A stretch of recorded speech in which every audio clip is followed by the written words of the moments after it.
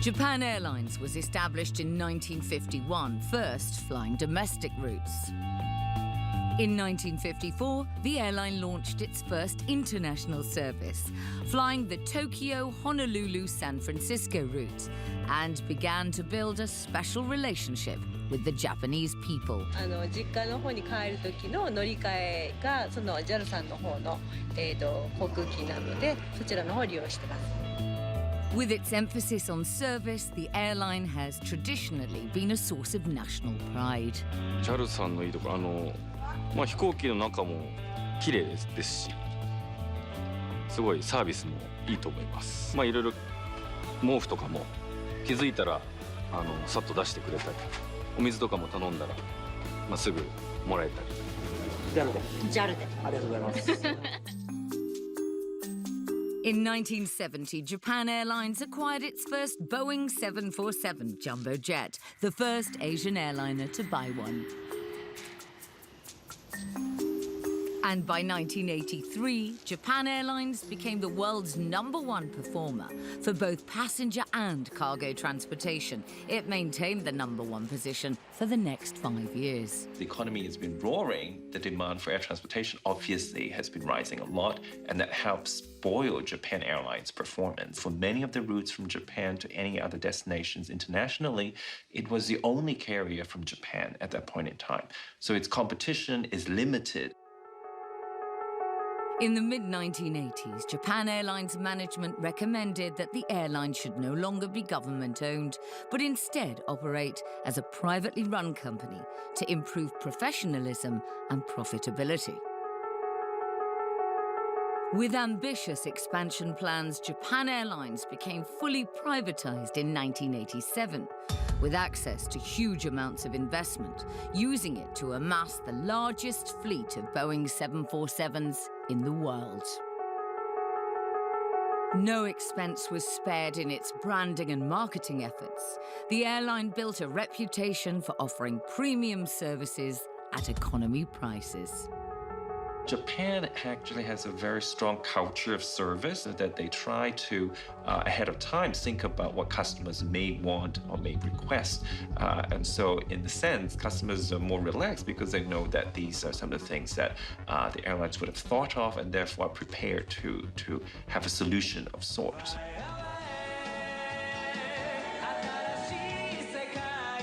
While its overseas competitors struggled to borrow enough money to expand their operations in the face of a global economic slowdown, Japan Airlines had a unique homegrown advantage. In the early 1980s, the interest rate was 23.5%. Right? So this is where the U.S. topped out in the spring of 1982. At exactly the same time, Japan Airlines was flying high, benefiting from extremely low interest rates of only 2.5%. An airline like Japan Airlines, with a 2.5% capital cost, competing against American Airlines, which may be paying at a minimum 23.5%, they have a tremendous advantage. Japan Airlines could use those very low interest rates to borrow cheaply, keep costs down, and fares low to attract more customers. Philip Zarillo has used the company's story as a textbook example of what could go wrong in an airline. Places like Mexico was running a 60% interest rate at the time. If we went to Brazil, somebody like Vera might have been facing at that time a 400% interest rate. Brazil and Mexico were some of the most popular destinations for Japanese tourists. Japan Airlines flew direct routes to these countries, and low interest rates back home meant they could offer their customers great deals. So to be able to keep up with the Japan Airlines and their investment in capital, places like Brazil, the United States, any place in Latin America was not going to be able to compete. With access to a seemingly never-ending supply of cheap bank loans, Japan Airlines management continued their ambitious expansion plans, and now they looked beyond aviation for new investment opportunities.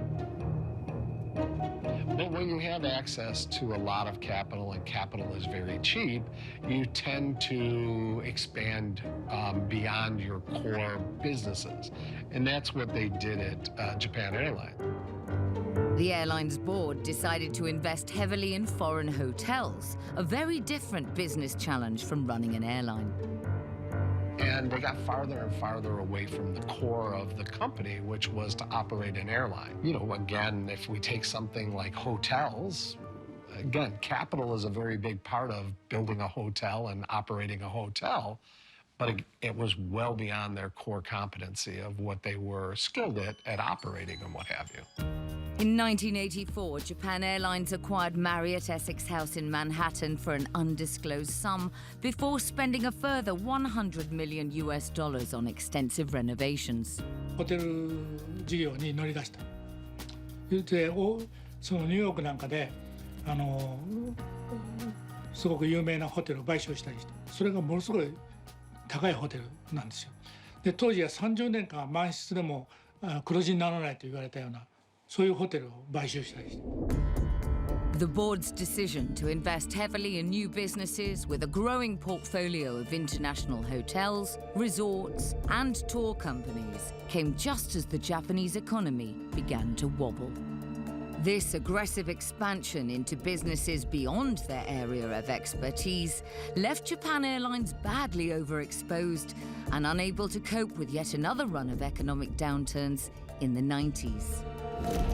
As passenger numbers dwindled, many of the company's planes sat idly, their value depreciating daily. The decision to diversify their businesses began to look like a very bad one.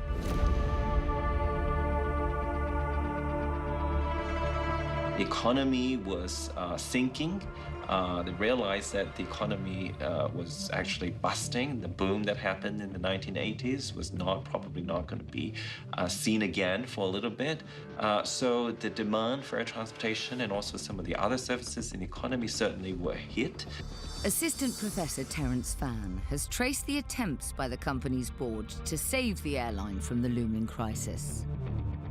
If you look at the number of destinations it served, in places like Europe, for example, it used to serve like 12 destinations. It was cut to about 7. And then it used to have a lot of services in the Middle East area. And also most of that was also cut as well in the 90s. So we see a lot of rationalization. But it's not clear whether those rationalization was enough to actually keep it going because the competitive landscape keeps changing. To add to their self-inflicted problems, Japan Airlines were about to be rocked by a series of external events, which would threaten their very survival. By 1987, Japan Airlines was one of the most prestigious carriers in Asia, boasting the largest fleet of Boeing 747s in the world. Buoyed by the years of successful expansion, the Japan Airlines board began to invest heavily in other businesses linked to the aviation industry. Now that seems like a logical and a simple expansion of what it is that they do. But they began to define that a little bit more broadly and say, look, we have the passenger, now we should get into hotels, now we should get into tours, now we should get into catering. And all of a sudden, you can see that this begins to expand beyond what they were probably skilled at or what they initially had as their DNA of the company. Besides diversifying into other types of businesses, they also started buying up major stakes in smaller airlines that only flew domestic routes. And these acquisitions brought their own set of challenges. One of the other things that they did is they tried to generate more revenue from the domestic routes. And they bought one of the domestic players. So they bought another airline, and as they brought that airline in, the airline was completely different. So the airline, as it came in, is flying different types of planes. So instead of flying all Boeing aircrafts, they might fly McDonnell Douglas or Airbus. By buying another airline's fleet, the Japan Airlines board didn't realize they were buying a new set of problems, inevitably leading to further inefficiencies and escalating costs. Now, if all of a sudden you have multiple plane makers, that means you have to have multiple spare parts. You have to have multiple crews because crews are not all able to fly just any plane. So all of a sudden, your pilots have to be instrument rated on a different aircraft. You have to keep crews that are different for McDonnell Douglas planes than Boeing planes, et cetera, et cetera. So this all throws off costs and rising cost structures in your labor model. The company's board had developed some bad habits when they were state-owned. Now forced to compete in the open market, they had neither the experience nor the instincts to survive. 前はその政府が国の資本がほとんどの何が起こっても倒産することがない不沈空母と言われたわけですね。だけどその民営化になってからは本当にその今までみたいに政府の援助なしに自力でやっていかなきゃいけない。Hiroshi Sugie, a former Japan Airlines pilot with almost 40 years' experience with the airline, remembers when things began to go wrong. 本当にその今までみたいに政府の援助なしに自力でやっていかなきゃいけない。そういう意味ではすごくそのいかにコストパフォーマンスを上げるかというね、コスト意識とかそういうことをその社員は考えなきゃいけなかったんですけど、結果的にはですね、そういうことを言ってた経営陣もそういう意識のチェンジができなかったということですね。Instead of changing course by cutting costs and focusing on their core business, Japan Airlines tried to borrow their way out of trouble. It didn't work. In 1992, Japan Airlines posted $100 million in financial losses. It was the first time the company was in the red since privatization. The big news story today here in the Asia Pac is Japan Airlines. It's likely to declare bankruptcy as early as next week, and there's a lot of trouble for the national... In response, the company finally slashed its workforce and began selling off some of its assets, desperately trying to undo the lavish overspending of the 1980s. With the company already on its knees, a series of global disasters soon made life for Japan Airlines even more difficult. The outbreak of the respiratory disease SARS that raged across Asia decimated the numbers willing to fly. Hiroyuki Kobayashi spent 42 years as a pilot with Japan Airlines. He recalls the internal crisis brought about by the SARS outbreak. SARS やっぱりパセンジャーお客様の数が減ったっていうことがありますですね。それが一番会社のマネジメント経営にとっては一番大きな影響がありましたですね。それからいろんなそのコストですね。いわゆるその交通費交際費あるいはいろんなミーティングを減らすとか、そういったあるいは宣伝を減らす。And the blows kept coming. The New York World Trade Center attack in 2001 and the subsequent war in Iraq 2 years later rocked the global aviation industry. And the Japan Airlines board, previously insulated from real-world pressures by its government paymasters, simply lacked the practical experience required to deal with sudden turbulence. With global uncertainties looming, more people were choosing not to fly, and the aviation industry had to continue operating on steadily shrinking profit margins. So if we think about what people pay in terms of the dollar figure, and in terms of on average, what airlines could get in terms of profit, what we expect is out of $100 that we pay, typically airlines only get maybe $2 or $1 or $5, certainly less than 10 in many cases, that they can translate into profits. For Japan Airlines, their already tiny profit margins were wiped out when passenger numbers began to collapse. The company had to ask the government-owned Development Bank of Japan for an emergency loan of approximately 800 million US dollars, a desperate move that shook the confidence of customers and its own workforce. もちろんみんな嬉しくはないですけど、不安は持ってたんですけど、はい、これはもう経営破綻しましたので、これは仕方がないことだったと思いますね。はい。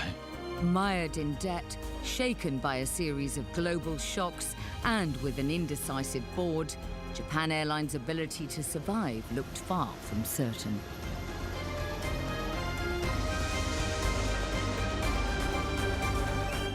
The attack on Iraq has begun. By the mid-2000s, a string of global events had put Japan Airlines into appalling levels of debt, amounting to over 2.5 billion US dollars. Even at home, Japan Airlines now lost its dominance of the domestic market to rival All Nippon Airways. The only response from the board was to take on further loans of nearly 630 million US dollars. So why were other rival airlines better able to survive these tumultuous times? If we compare Japan Airlines with Singapore Airlines, we actually see Singapore Airlines being more profitable for more years and so on. And I think that has to do with the fact that Singapore Airlines for many years had been operating in a fairly competitive environment. And I think that helped keep management on the toes and in tune with the latest changes. Like Singapore Airlines, Japan Airlines had always tried to live up to its image as the flagship of the nation. So the unique thing about JAL is that it's a Japanese company, so it's got that sort of Japanese culture. They call it omotenashi here, so it's kind of expecting what the customer wants before the customer actually asks for it. So that's what makes them unique. Keiichi Nukina is an aviation enthusiast who followed Japan Airlines over the years and learned to value the traditional standards of service offered. One thing that distinguishes JAL from most of the other airlines out there is on several of their aircraft, they use a business class product called the Apex suite. So it's really spacey and it's kind of private. So it's considered to be one of the best seats out there.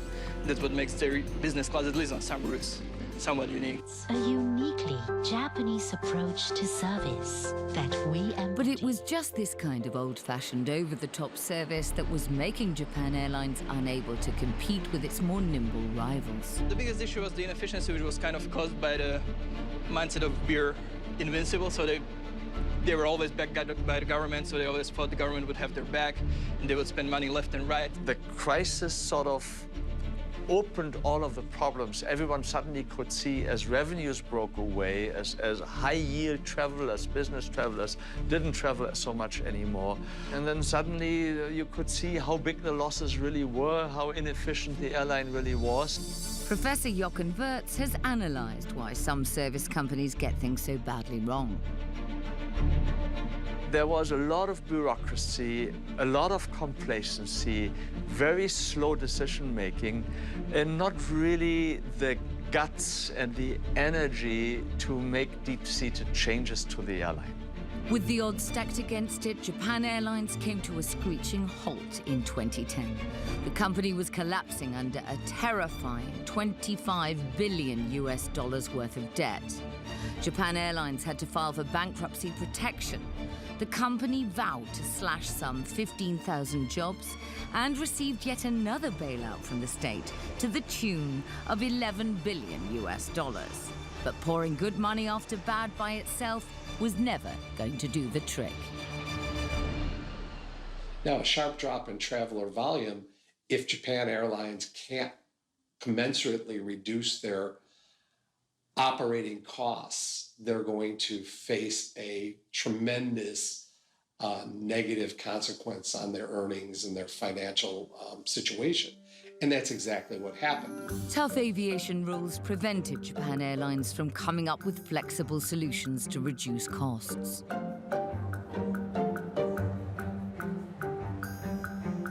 Now, there were some things in the background that they couldn't really get out of. So one is in Japan, you weren't allowed to have your crews be multiple aircraft rated. So everybody was only rated for one type of plane. So the ability to convert to smaller planes or shift crews between planes, all of that stuff was off the table for them. Secondly, they had bought all 747s. I mean, they went to big planes, and they didn't really fit the planes to meet the routes. What the smaller airlines were doing, or the startup airlines were doing at the time, is starting out small, and what they were doing is eating into the seat volume on each and every one of these routes. By flying smaller planes, these airlines had lower overheads, operating with smaller crews and less fuel. The smaller airlines were able to fly at full capacity, while Japan Airlines was flying with far too many empty seats. You know, when that happens, you'll be chalking up a lot of losses. Certainly, Japan Airlines was not alone in that, but the point was that before going into this crisis, it was already heavily in debt. It was not in a position to really make drastic moves, so it just could not really survive. Faced with this existential threat, the former owners of Japan Airlines, the Japanese government, finally decided to intervene. After the financial crisis, when suddenly the losses became so big that it was so obvious that unless something dramatic changed, this whole company would go bankrupt, which would be a severe blow for the whole psychology of the country. It is the flag carrier. It's Japan Airlines. I mean, how can you let a company of a proud country go bankrupt just like that? With national pride at stake, the Japanese government set up a committee of external experts to save Japan Airlines. Attorney at law Hideo Seto was put in charge of leading the turnaround. それはね、航空業界に関係ないから。航空業ってね、やっぱり国の行政、権益と非常に密接な関係がある。この会社がやってきたことを、若干の変化を持たせるとしても、それを踏襲しながら、調整をするというぐらいのことしか、おそらく発想として出てこないと思う。だから全くの異業種の方からリーダーが欲しかった。By 2010, the global financial meltdown had pushed Japan Airlines even closer to the brink of bankruptcy. The government decided there was one person who might just save the day. まさにその組織の中で育っていった人たちの塊ですから、そこに全く異質の創業した人。それも異業界の別の業界からそういう人にお願いをして新しい価値観それを現場と共有できるパワーも持ってる人そういう人っているのかと考えた時に最初に思いついたのが稲森さんのこと。私ももう1995年ぐらいから稲森さんの講演ずっと聞いてましてこの人が JAL の社長になったらいいなと思ったんですからこれはいいと思いましたですね稲森さんが来ていただいて。So Mr. Inamori was chosen to lead the new Japan Airlines. I think he's a great person to do so. Inamori came from was a company called Kyocera, who's into ceramics and electronics. What really makes this company stand out is that in the past so many decades, it had always been able to make a profit every year. So that's put Japan Airlines in stark contrast. So I think it's a great person to bring in to Japan Airlines to really rethink what it really ought to do. Kazuo Inamori quickly put in place his plans to reverse Japan Airlines' ailing fortunes. So the first thing he had to do was go to the Land and Ministry of Transportation and get loans and get bailout loans for cash and operating. He had to also go to the financial community and ask for some forgiveness of debt with the idea, with the promise that they would go forward. But borrowing more cash was never going to be enough to turn things around. The new CEO next focused on the iconic status of the nation's airline and the damage that would be done to Japan's international reputation if Japan Airlines was allowed to go to the wall. He began to talk about how if JAL was allowed to fail. This would impact the citizenry of Japan. They would face limited options in their travel. They would eventually face higher prices. This was a matter of national pride. This was a matter of national security of airplane travel. This sort of message to the regulators, to the financial community, eased their trepidation. They could buy into this message. Inamori's quick actions may have stabilized Japan Airlines, but for the company to grow again, he would have to radically change the culture. The future of Japan Airlines rested in the hands of one man, Dr. Kazuo Inamori, a trained Buddhist monk with no previous experience in the aviation industry.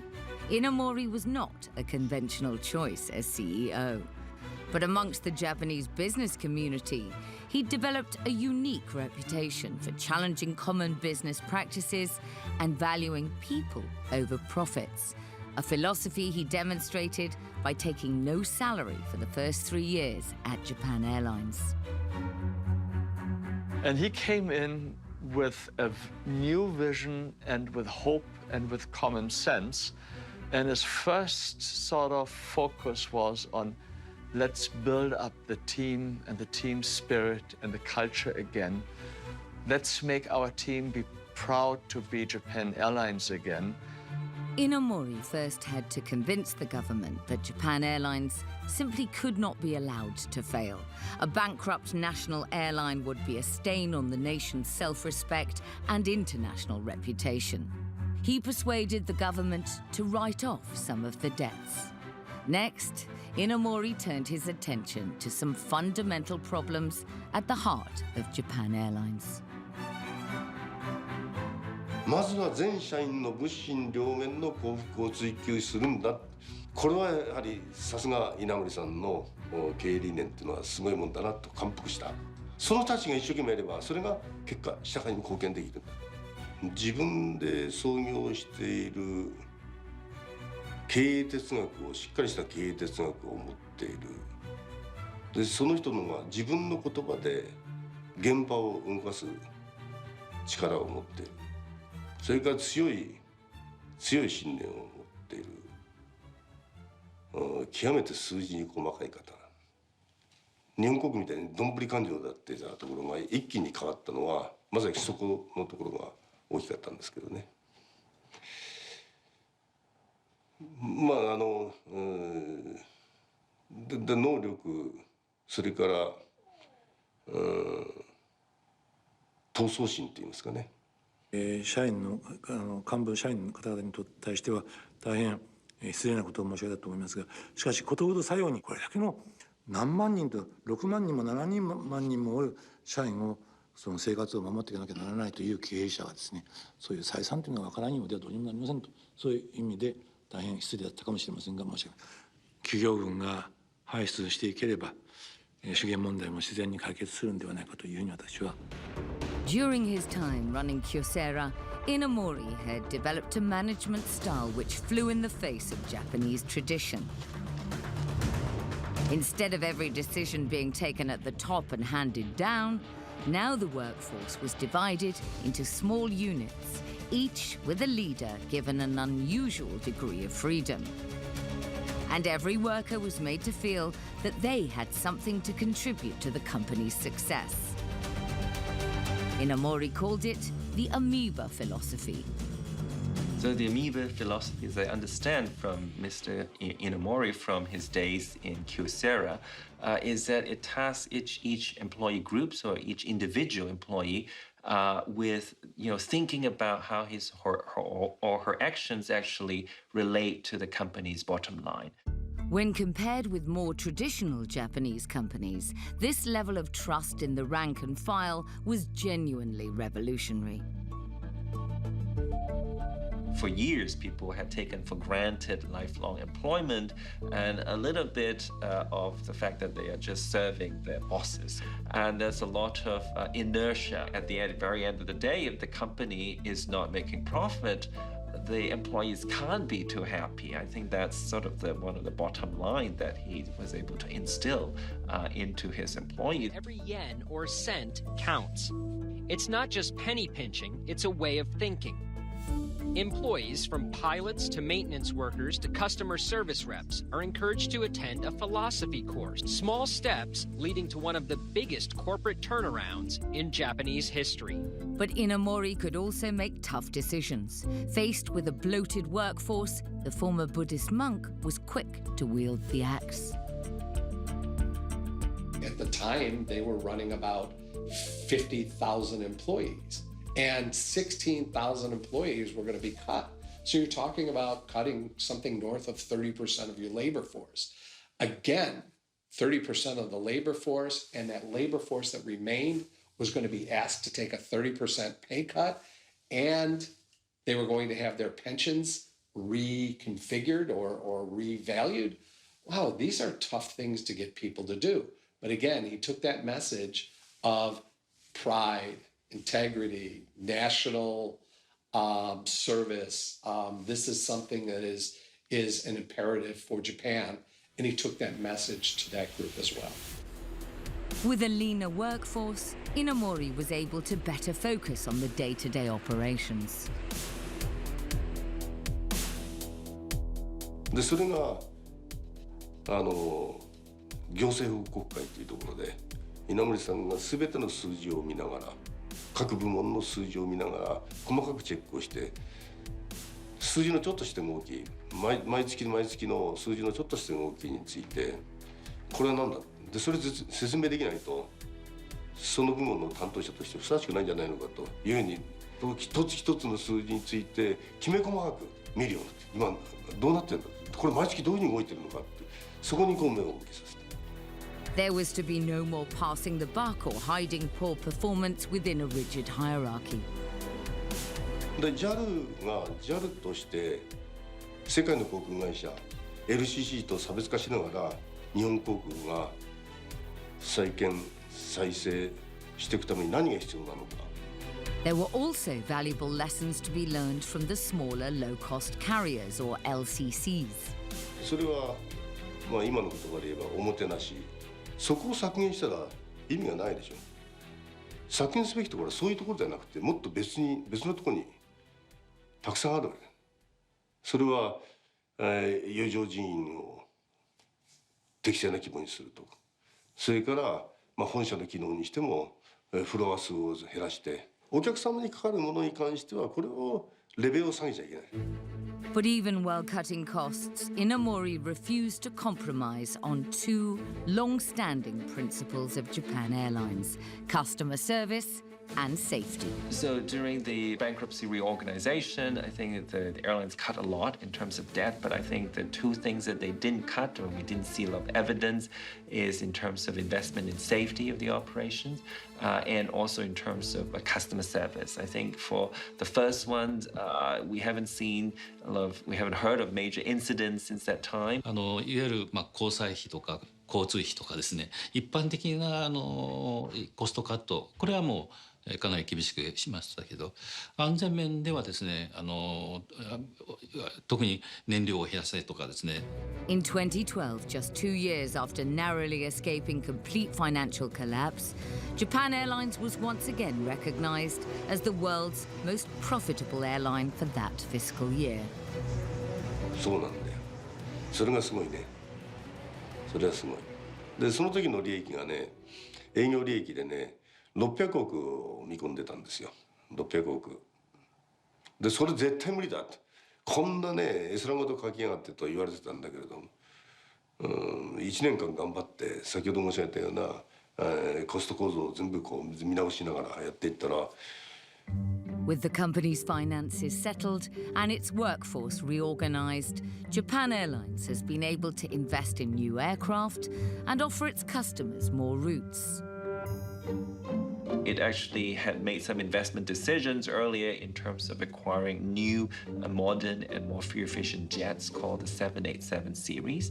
That in itself helped it become more efficient in some of the existing operations, as well as to open new markets. For example, it started new service to places like Boston and San Diego from Tokyo, so further strengthening its presence in the important North American market.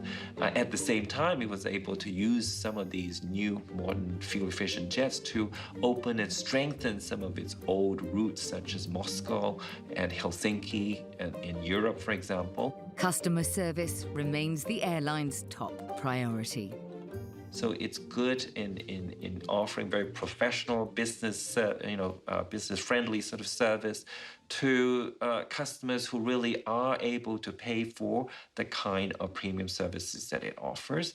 It has certainly strengthened its connections and presence in North America, and also to some key cities in Asia, in East Asia.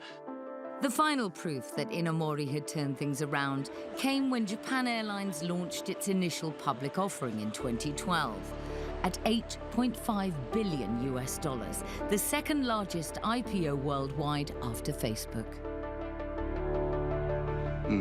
いや、それは今は安定していると思いますよ、経営は。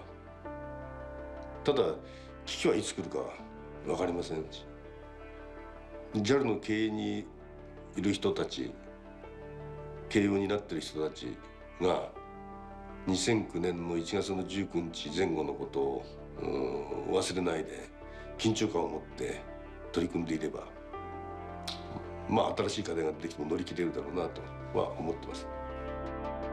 Inamori stepped down as chairman of Japan Airlines in 2013, and in 2015 he became an advisor to the new management. You know, Japan Airlines probably today has, the challenge will be to remember their failures, right? And to think about their future. They've trimmed down a lot of the non-profitable businesses. The cash flows are better, but you don't want to go back to the things that you once did. So learn from your mistakes. Don't repeat your mistakes. And I think that will be the challenge for the company. And it won't be clear skies anytime soon, as a legacy airline company like Japan Airlines faces a different set of challenges with LCCs, or low-cost carriers. By offering a no-frills, cheaper alternative, these LCCs cater to a whole new segment of travelers with modest budgets. 日本の市場でやってればいいもんじゃなくて、もう海外からその伝統的な航空会社だけではなくて LCC がどんどんと入ってくるでしょ。ね。でそれを利用する人たちの数がどんどん増えてるじゃないですか。インバウンドが日本に来てくれる海外旅行客が増えた。そのかなりのものはやっぱりその LCC を利用している方たちでしょ。日本には席あるけども世界の人たちが日本航空を使ってくれる。だからインバウンドの人たちも日本人が外で出かける時も利用できるとこうしなきゃいけない。だから日本人が外行く時使うけれども帰りはその人たちが少なくなってくると空席で送ってくれるじゃダメでむしろ海外の人たちがそこに乗って日本に訪れてくれるよ。まあこれは航空会社だけではなくて日本の観光政策全体に関わるような問題なんでしょうけどね。まあそういう中で、これからの大変な時期にどうなんだろうね。LCC 基本的にはね、短い距離をね、多頻度でね、ポンポン飛ぶから。They are definitely going to continue serving the premium routes with JAL, but they're also trying to start out a new low-cost airline for their medium and long-haul flights. They will be started in 2020, around the Olympics or before the Olympics. The 2020 Summer Olympics in Tokyo will give Japan Airlines an added opportunity to boost revenues as a global audience flies in to support their athletes. 次の未来へ JAL は東京2020オリンピック・パラリンピックのオフィシャルエアラインパートナーです。But the airline will need to ensure that the hard-learned lessons of the past are not forgotten. I don't think it will try to grow as big as possible, but I certainly think it can grow consistently and profitably going forward using exactly the same philosophies that has guided Japan Airlines in the past few years. Japan has a very strong image in terms of hospitality, in terms of their precision and their a strong adherence to traditions and to protocol and to reliability and to quality. And I think all of that is brought back into the Japan Airlines brand. And that is unique to them.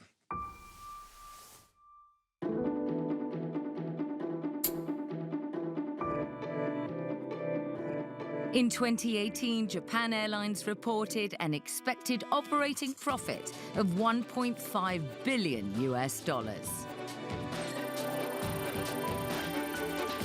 New routes are being offered to the Middle East, Africa, and Central Asia.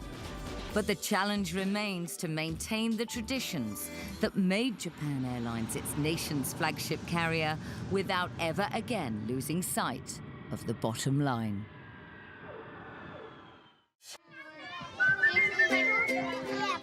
Aviation, in all its forms, it's enthralling. For kids big and small, we're seduced by it. A ticket to a whole new world. What's not to love about it? Say about the aircraft, who flies aeroplane? A pilot. Pilot, right, and where did pilot sit? In a cockpit. At the controls, imaginations can soar. From Howard Hughes to Richard Branson, history is littered with larger-than-life characters with plenty of cash who are drawn to aviation. Usually you find that these billionaires, these entrepreneurs, have very little knowledge and experience of what it is to work in the aviation industry. And so what they normally do is start up the airline. They'll probably invest quite a lot of their own money into it. Deep pockets help, but it's not enough. From Orville and Wilbur Wright's first flights, aviation has sucked in investors and money and spat them out. Running an airline is an intricate and hugely complex business. It's brought down many before. It takes vast resources and meticulous planning, as well as quick wits to make a profit. And nowhere more so than India. Aviation is a very difficult business, frankly. I feel promoters get into the business, especially in India, without understanding what they're getting into.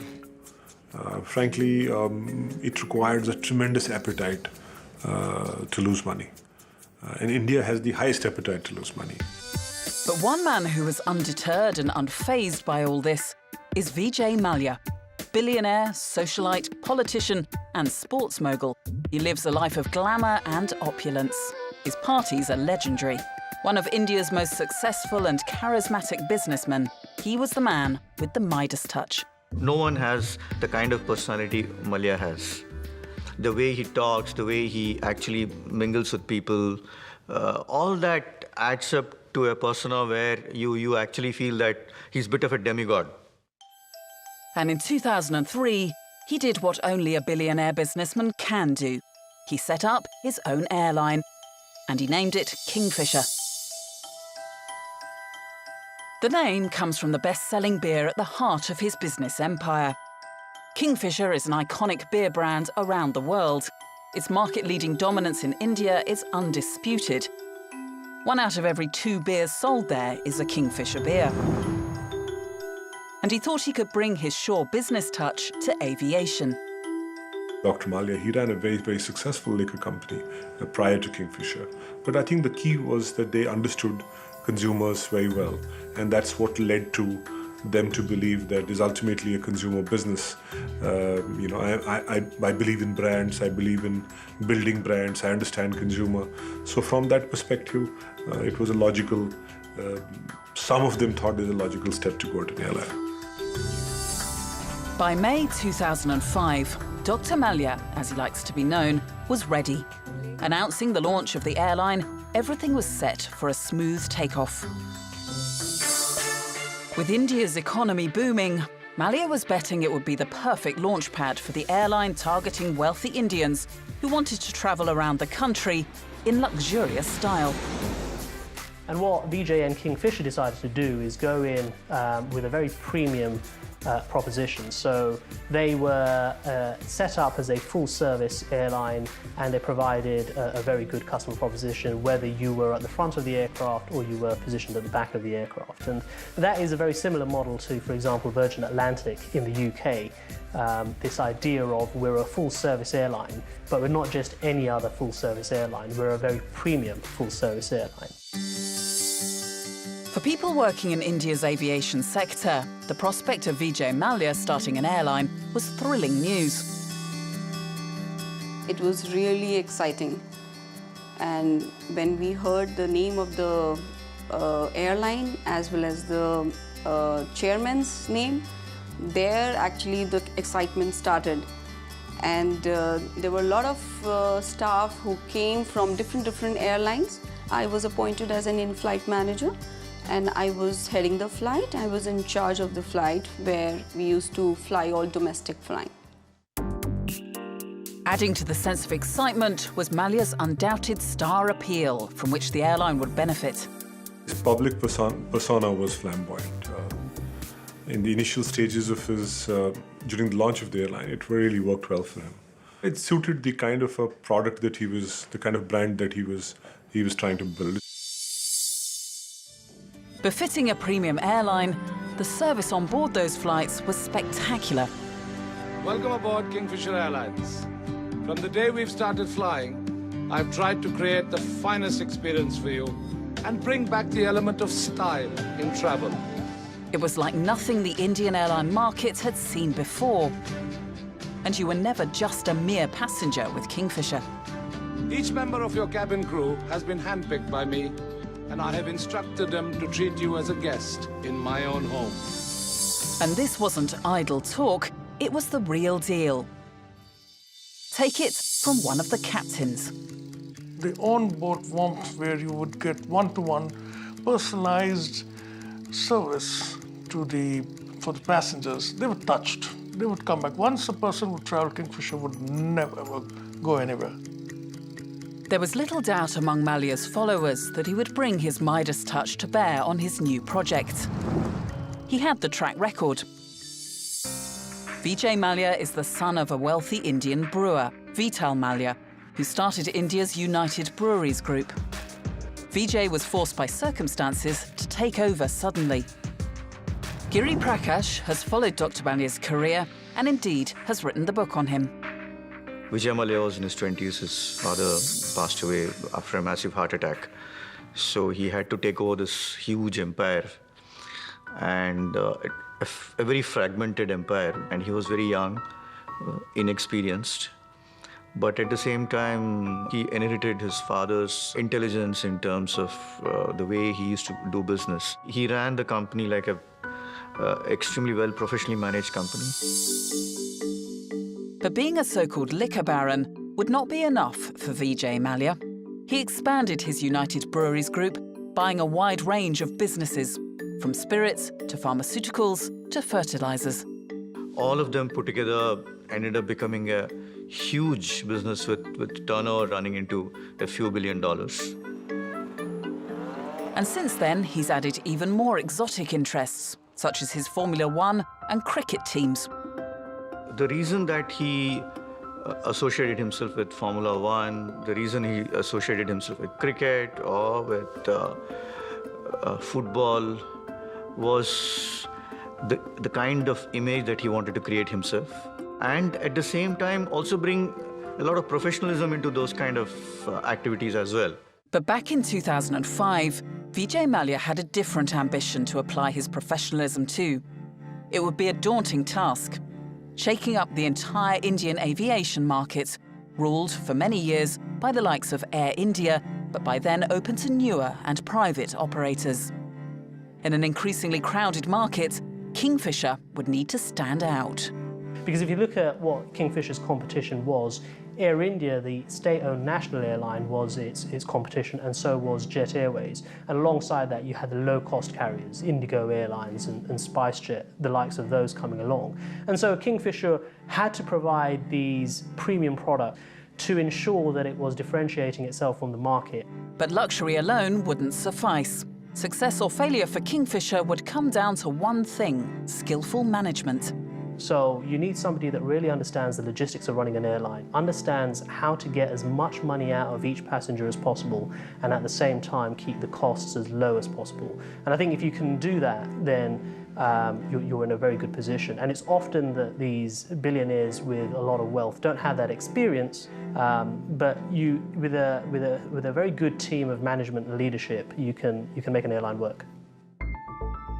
And this billionaire was doing it solo. Kingfisher was ruled by Vijay Mallya himself. Indeed, it reportedly had no chief executive in its early years. Without a strong management team, everything would hinge on a simple equation. The great unknown: would India's rising economy provide enough well-heeled passengers willing to pay for premium tickets? When you build a business plan, no matter how much of structured business case you make, you know the cost side of it, but you don't understand the challenges and revenue side of it. The cost part of it's very easy to build, but there's no devil on the cost side. The devil is on the revenue. That's the greatest unknown. It would be a step into the unknown for Kingfisher, but as the airline took to the skies, tearing up the rulebook for Indian aviation, there was some advice from a fellow entrepreneur, which perhaps Dr. Mallya should have heeded. It would prove insightful. Richard Branson, one of his famous quotes: "If you ever want to become a millionaire, start with £1 billion and start an airline, and very soon you will become a millionaire." And if he buys that airline, he will be able to get into international operations. And that was his big dream.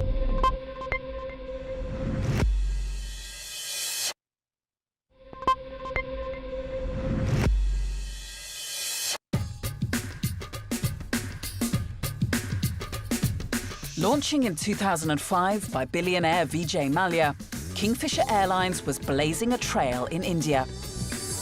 Ladies and gentlemen, as your safety is our utmost concern, we will now brief you on the safety features on board this Kingfisher Airlines Airbus aircraft. Its service was world-class, winning it many devoted fans. Thank you for flying with us today. Sit back, relax, and enjoy the Kingfisher experience.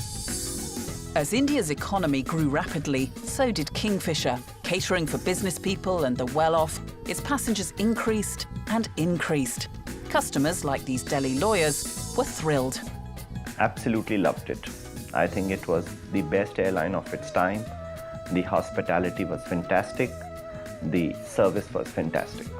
So we were frequent flyers, and we had the Kingfisher Gold card, which I still keep in my wallet.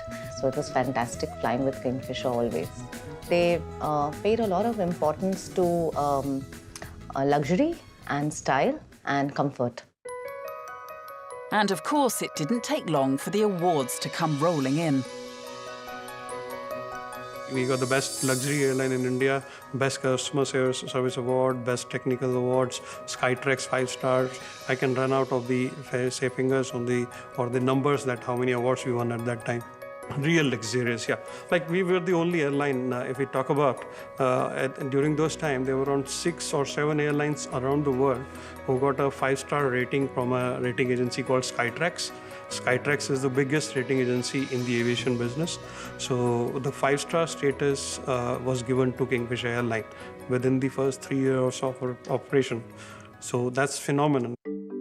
Overseeing every aspect was Vijay Mallya himself.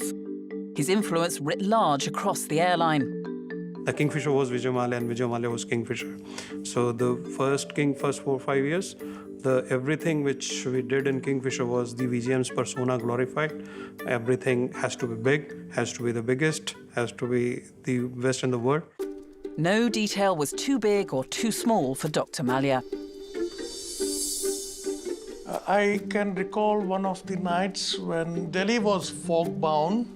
I have personally seen Dr. Mallya sitting there more than 48 hours and coordinating the flights personally We used to have a dedicated department in my previous company, big department, who used to do these kinds of coordination jobs. But here I saw my chairman myself doing it. It was like his baby. Under his leadership, staff were having the time of their lives. The atmosphere was pretty electric, exciting. All the time, the new people, new things coming up, new ideas, meeting with chairman almost all the time. The best time of my life, I would have said, of my professional life. That was first 2-3 years of Kingfisher. I think nothing can match even that today. Dr. Mallya took great care of them, like the patrician figure of what staff called the Kingfisher family. If you talk about perks, we used to get a queen treatment when we used to go for our night halts in different 5-star hotels. So wherever we used to go, we used to get the best treatment. Especially after learning the name, yes, the Kingfisher. The Kingfisher crew is coming, Kingfisher staff is coming. Although yet to turn a profit, prospects were looking good. Passenger numbers were growing rapidly and the airline expanded fast across India. Under Vijay Mallya's leadership, the airline was holding true to its slogan, "Fly the good times." Well, Vijay made himself the CEO to start off with, which is fine, okay, but the aviation industry has a history of having ups and downs. When it's going up, when the market demand is increasing and you're able to get very high load factors on your aircraft, it's great. You can really ride on the wave, as it were. Buoyed by the rising tide of India's economy, Vijay Mallya's success seemed almost predictable. But as history had shown before, aviation is a cruel mistress. And with Mallya at the helm, would the airline be ready to weather any turbulence ahead?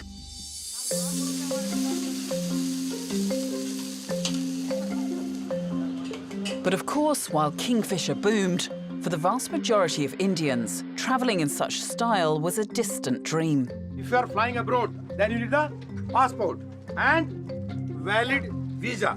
Kya chahiye aapko? For many, even today, will never have seen inside an aeroplane, which is where this man spotted his own business opportunity.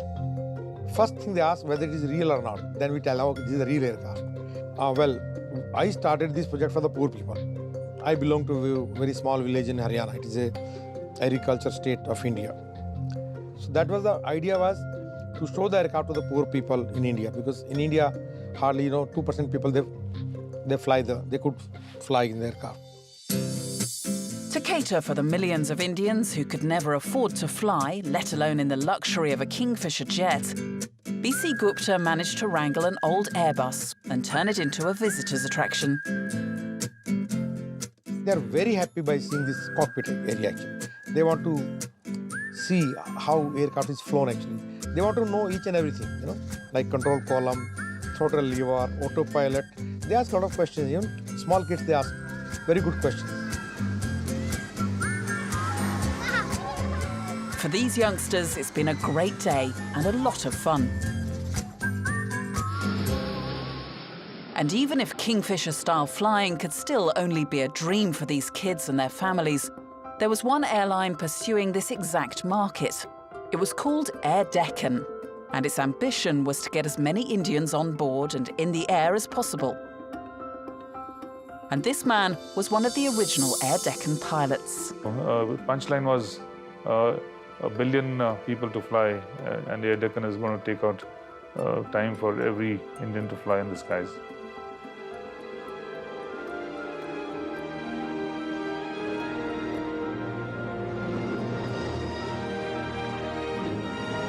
For millions of Indians, flying is no longer a dream. Air Deccan.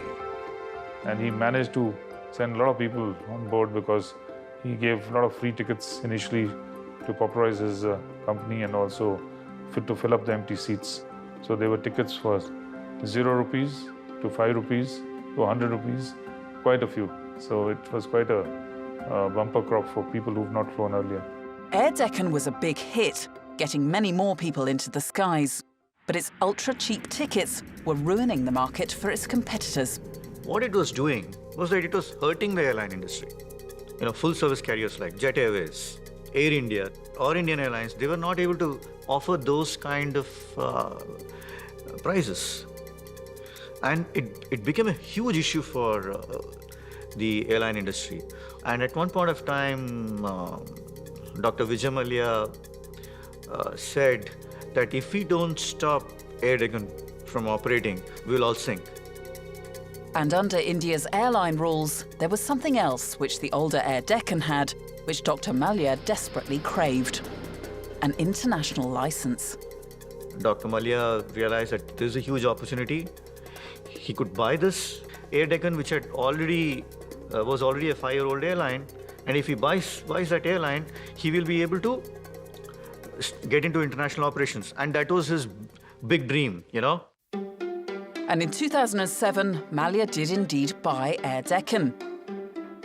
In what seemed a deft move, Dr. Mallya took out a troublesome rival and gained access to his cherished international routes.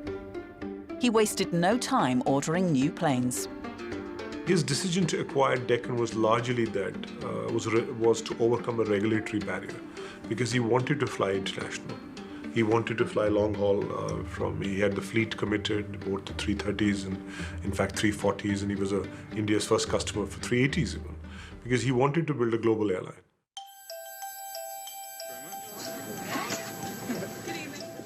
In September 2008, the first daily flights between Bangalore and London took off.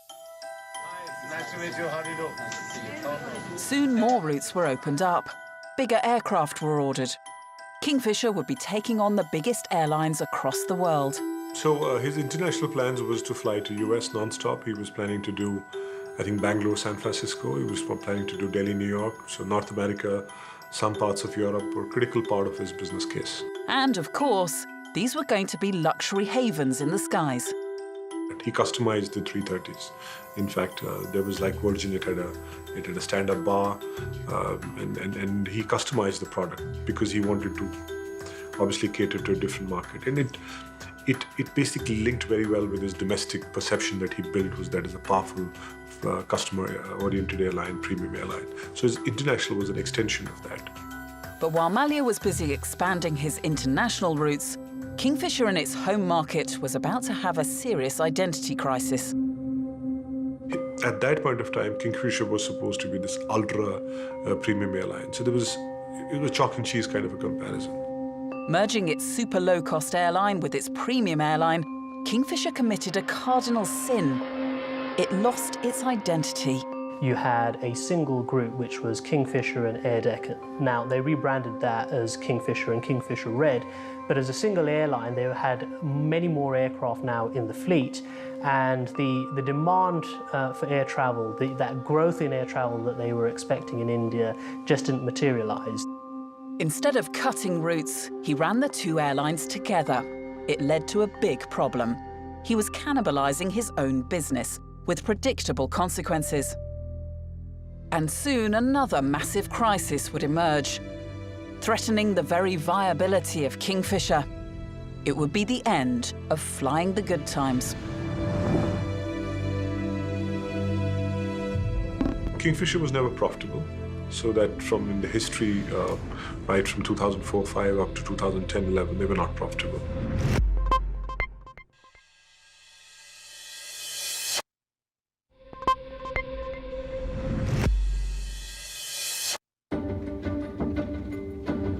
As Vijay Mallya was battling to integrate his premium airline and his low-cost acquisition, there was further trouble ahead. Despite Kingfisher's passenger numbers surging to 12 million by 2011, its revenue wasn't stacking up. So Kingfisher was never profitable, so that in the history, right from 2004-05 up to 2010-11, they were not profitable. So that's number one. The cost structure was not supported by fair inputs. So the costs of operating Kingfisher's services in the country was very high. And the fare inputs didn't compensate the costs. There was always a wild gulf between their costs and revenues. And Air Deccan, the budget airline it bought in 2007 to gain access to international routes, was in the red too. All told, it was a grim picture. Our top story first. All good things must come to an end. That's the lesson the king of good times, Vijay Mallya, and his company Kingfisher Airlines are learning the hard way. A mountain load of debt and insufficient revenues have brought the carrier down on its knees. Air Deccan was losing money. It had already made a loss of 1,000 crores. Kingfisher Airlines was losing money. So two negatives don't make a positive. The airlines are having a really tough time, though, making any money out of this expansion. The losses were growing, spiralling out of control.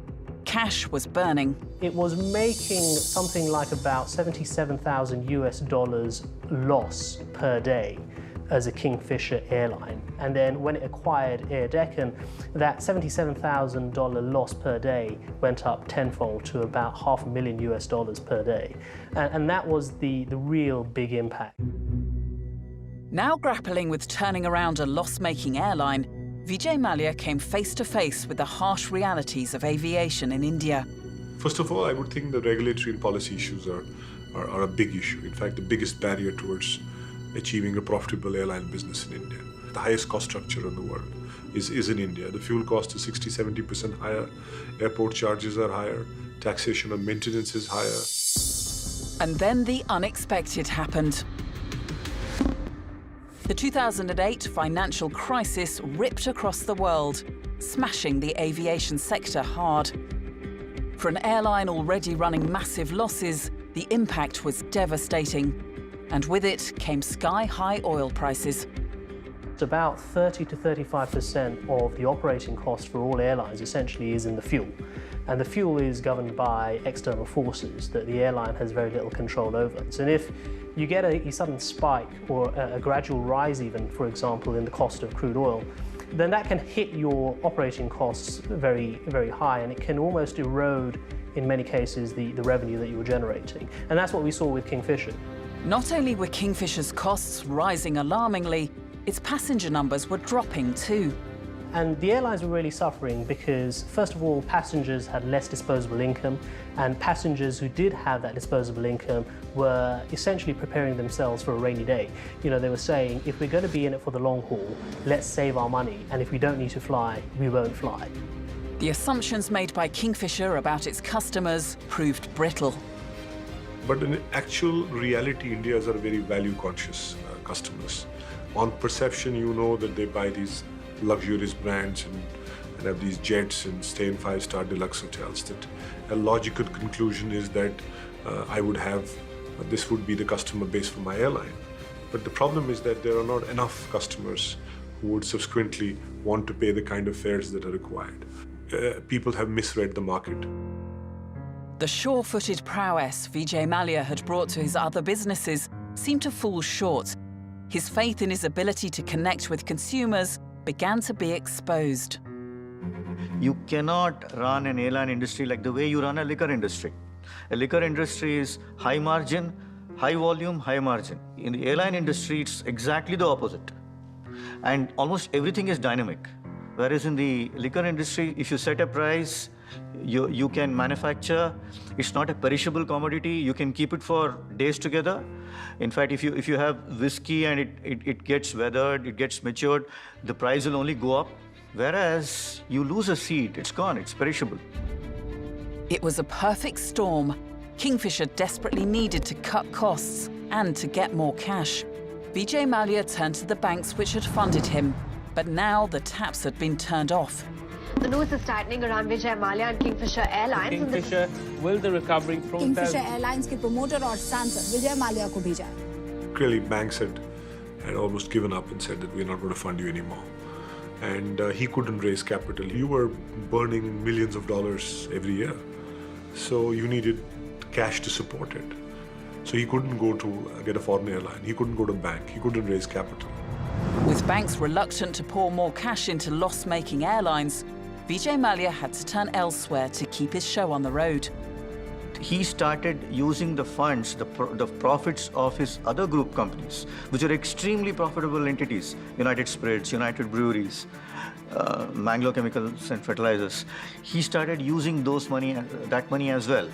If he couldn't get it from the lenders, he would take money from them. And then at some point of time, the money had to dry up. okay? Because he started defaulting on payments.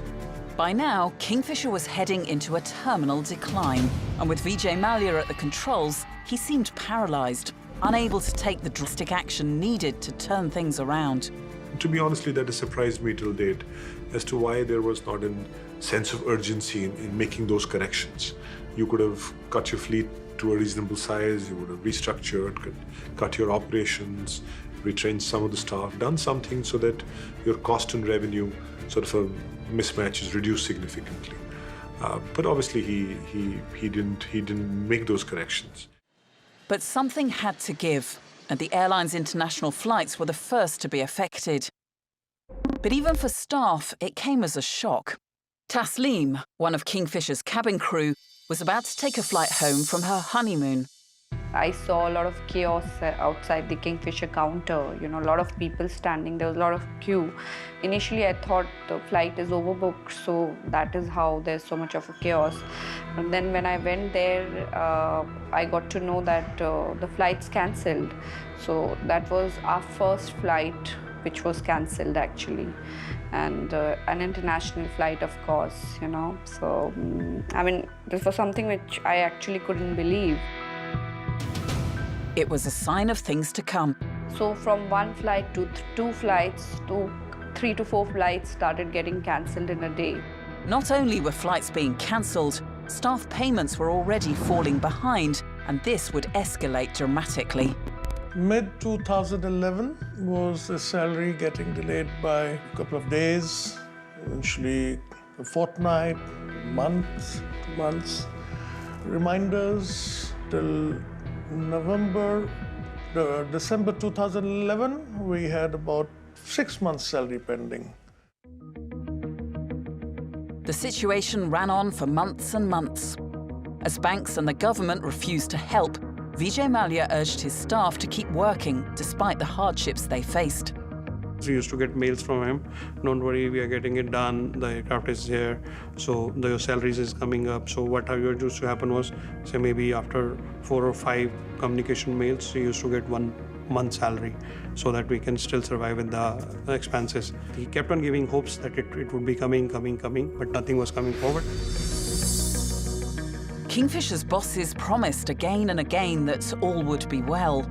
Staff needed to trust them and to be patient. So everybody stayed put, everybody cooperated, no question marks. Because everybody was living on a hope that yes, if money is not being given to us or if there's an issue, I'm sure it is being used for good purposes, whereby maybe we are sowing seeds now which we will get the fruits later. Whatever reasons were given by the management were accepted without question. So why did they carry on working when it was clear the airline was in dire straits and they hadn't been paid for months? Just one name, Vijay. We knew him as a fighter. We knew him that he is a survivor. We knew him that he survived odds in the past. Maybe he's down, but he's not out.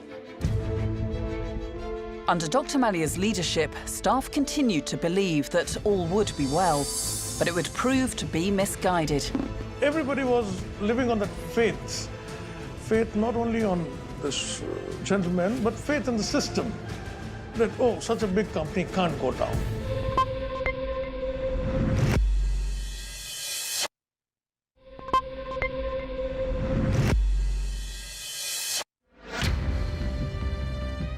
By mid-2012, Kingfisher Airlines was in desperate straits. The global financial crisis, enormous debts, and a failed merger were crippling it. As Kingfisher struggled to keep afloat, the stresses were weighing heavily on staff, perhaps even compromising that most crucial aspect of any airline: safety.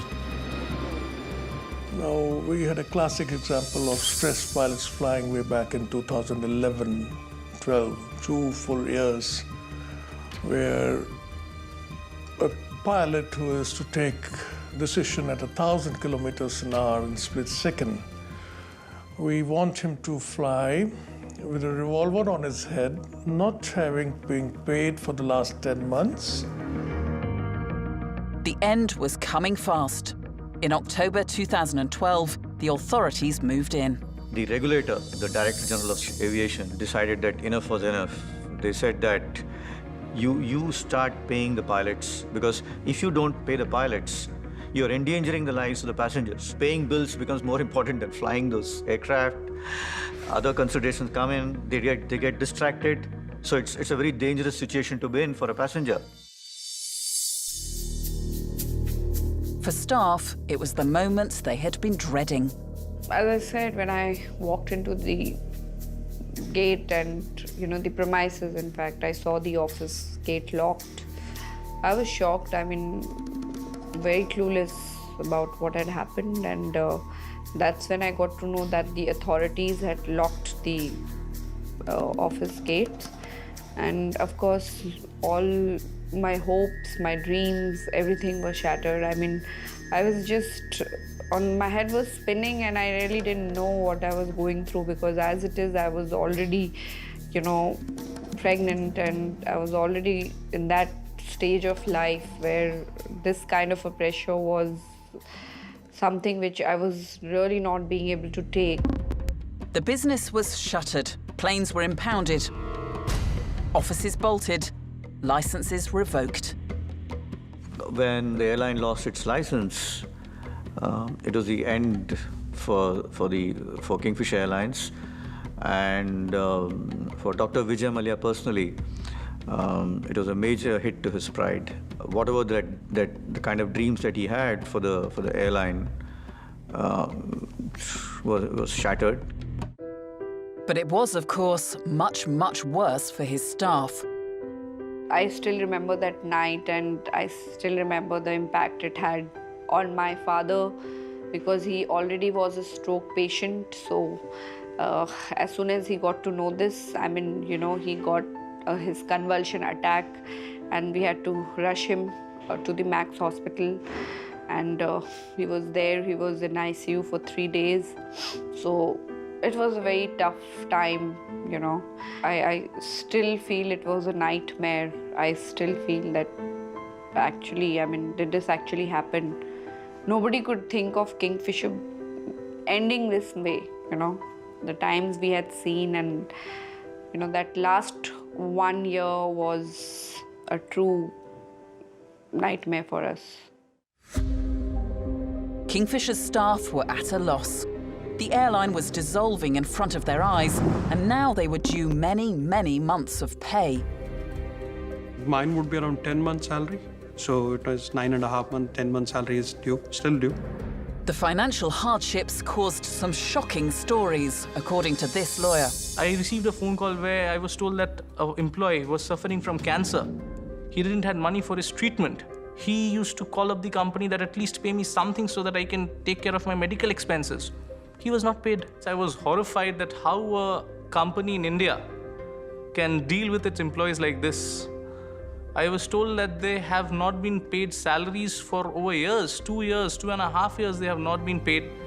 They have been given false hopes, false promises that they will be paid their salaries. The same chairman and managing director in 2012, in a declaration to all the employees, in a communication to all the employees, had specifically said that the company is going to revive. This is the promise which made the employees stick with the company, work with the company, and by the end of the time, till today, no payments have been made. But then the story gets worse.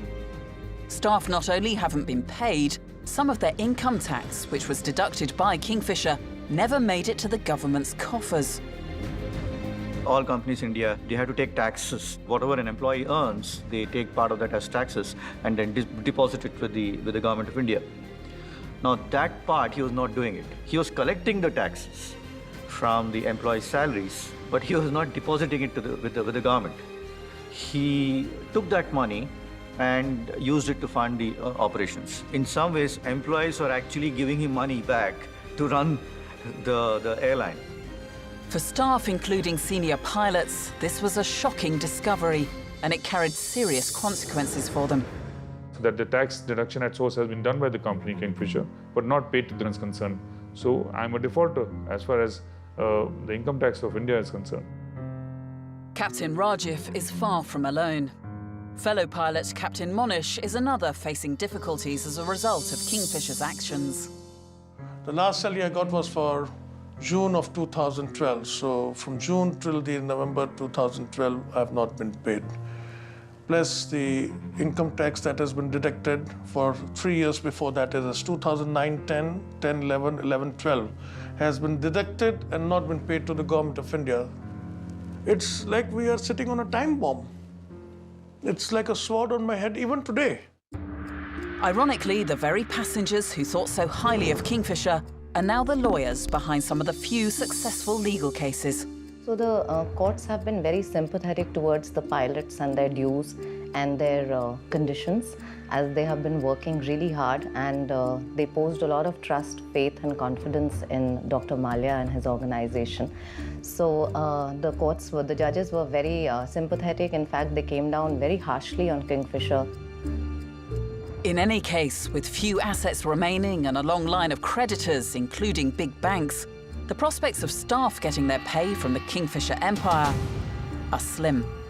Like I said, 2012 October, from the time I saw the lock on the door till now it's 2015.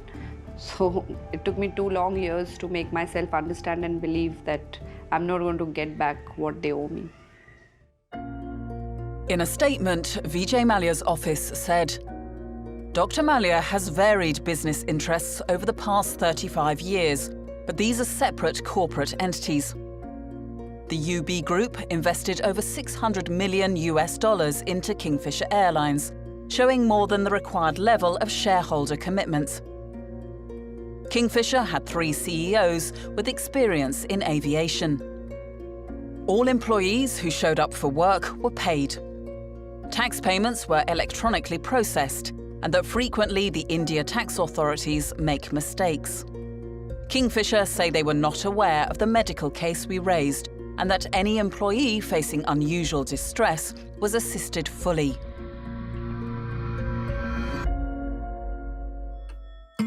Yet there's an unmistakable sense of betrayal among staff who were devoted to Kingfisher. That's the personality change we, like as a person I saw, because we used to say sort of worship him the way he used to take care of his employees during the first 4-5 years of Kingfisher. We got everything. We used to get free tickets. We used to get family parties. Everything used to happen at that time. He used to come to the family parties, mingle around with all the families. So even today, what happens is he still owes us money, but we still see that he's sitting in some island, or he's still driving the racing cars worth few crore rupees. Everybody was living on that faith. Faith not only on this gentleman, but faith in the system. That, oh, such a big company can't go down. But I think we were proved wrong. Horribly wrong. The collapse of the company does not seem to have dented Vijay's confidence, nor it seems does he feel that he was responsible for the plight of his crew or airline. I can only go by the kind of statement that he has made to the shareholders of United Breweries. There he has explicitly stated that if not for the Lehman Brothers crash, American slowdown, the economic crash that happened there, and the oil prices going up, he would still have been able to run that airline. So he still actually believes, or he wants everybody to believe, that it was not his fault. But this, unsurprisingly, is not a view shared by all. He was as central as you could get. Everything revolved around him. He couldn't build a management culture or a management structure which was commensurate with the size of their operations, because at one point of time they were almost flying 89 planes. It had over $1 billion turnover, pretty large operation. It was centered around Dr. Mallya. It brought some good elements to it because his own persona, his connections with the media, with the business that got the benefits to the airline. But you needed a management which could do the back end, could create a cost structure aligned with the kind of operations, build the middle and down the line management. That to some extent was completely missing there. And the Kingfisher fiasco appears not to have dampened his enthusiasm for other businesses, nor his capacity to spend money. But this sits uneasily with the lawyers working to claim some of the unpaid salaries of their clients. The same man is spending so lavishly on different other things, so as to say, I mean, just to give examples like a cricket team or a Formula One. We all understand that different companies are different corporate entities. The person behind the show is the same man. I remember one of his statements that I'm not going to sell my silver to pay pilots. So, which is a very harsh comment, I would say. This is bad. That's what I'm saying. I think the only worst part which we ever thought about bad about him was after the closure. We never and the communication not happening. And then when we look at him today, when we look at him or his family or his business empire, is still intact. And what the people lost was people like us, people like our family in Kingfisher. He still owns the empires.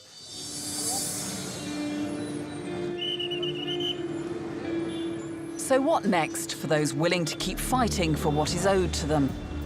There is a provision under the code where he can be arrested and kept in civil prison until and unless he makes his payments. So that is one course that we are planning to take. If the management does not pay the salaries, the outstanding dues to the pilots who have the decree in their favor. There are only a small number of cases in the courts, but for some there are more critical questions that still need answering.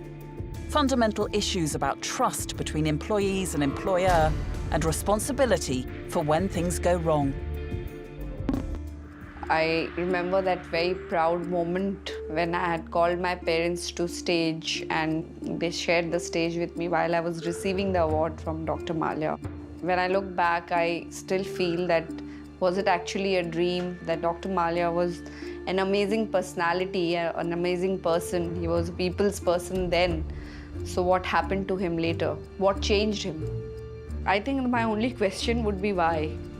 Shutting the airline, I understand, but he could have cleared our dues. What he did to us was wrong, and especially to people who've been loyal to him, who've stood by him. So my only question would have been why, Dr. Mallya? Good morning, ladies and gentlemen. Welcome to Garuda Indonesia Airline. Garuda Airlines is today Indonesia's pride and joy. The nation's flag carrier, connecting its 250 million people to the rest of the world. People always describe Garuda as the small Indonesia because it's an airline which describes the potential of Indonesia. But on 26 September 1997, a paralyzing panic took hold in Garuda's headquarters. Garuda flight GA152, an Airbus A300, carrying 234 passengers and crew, was cleared to land at Polonia International Airport in Medan. Just minutes away from landing, a wrong instruction from air traffic controllers caused the plane to crash. Jangan dibelok gini.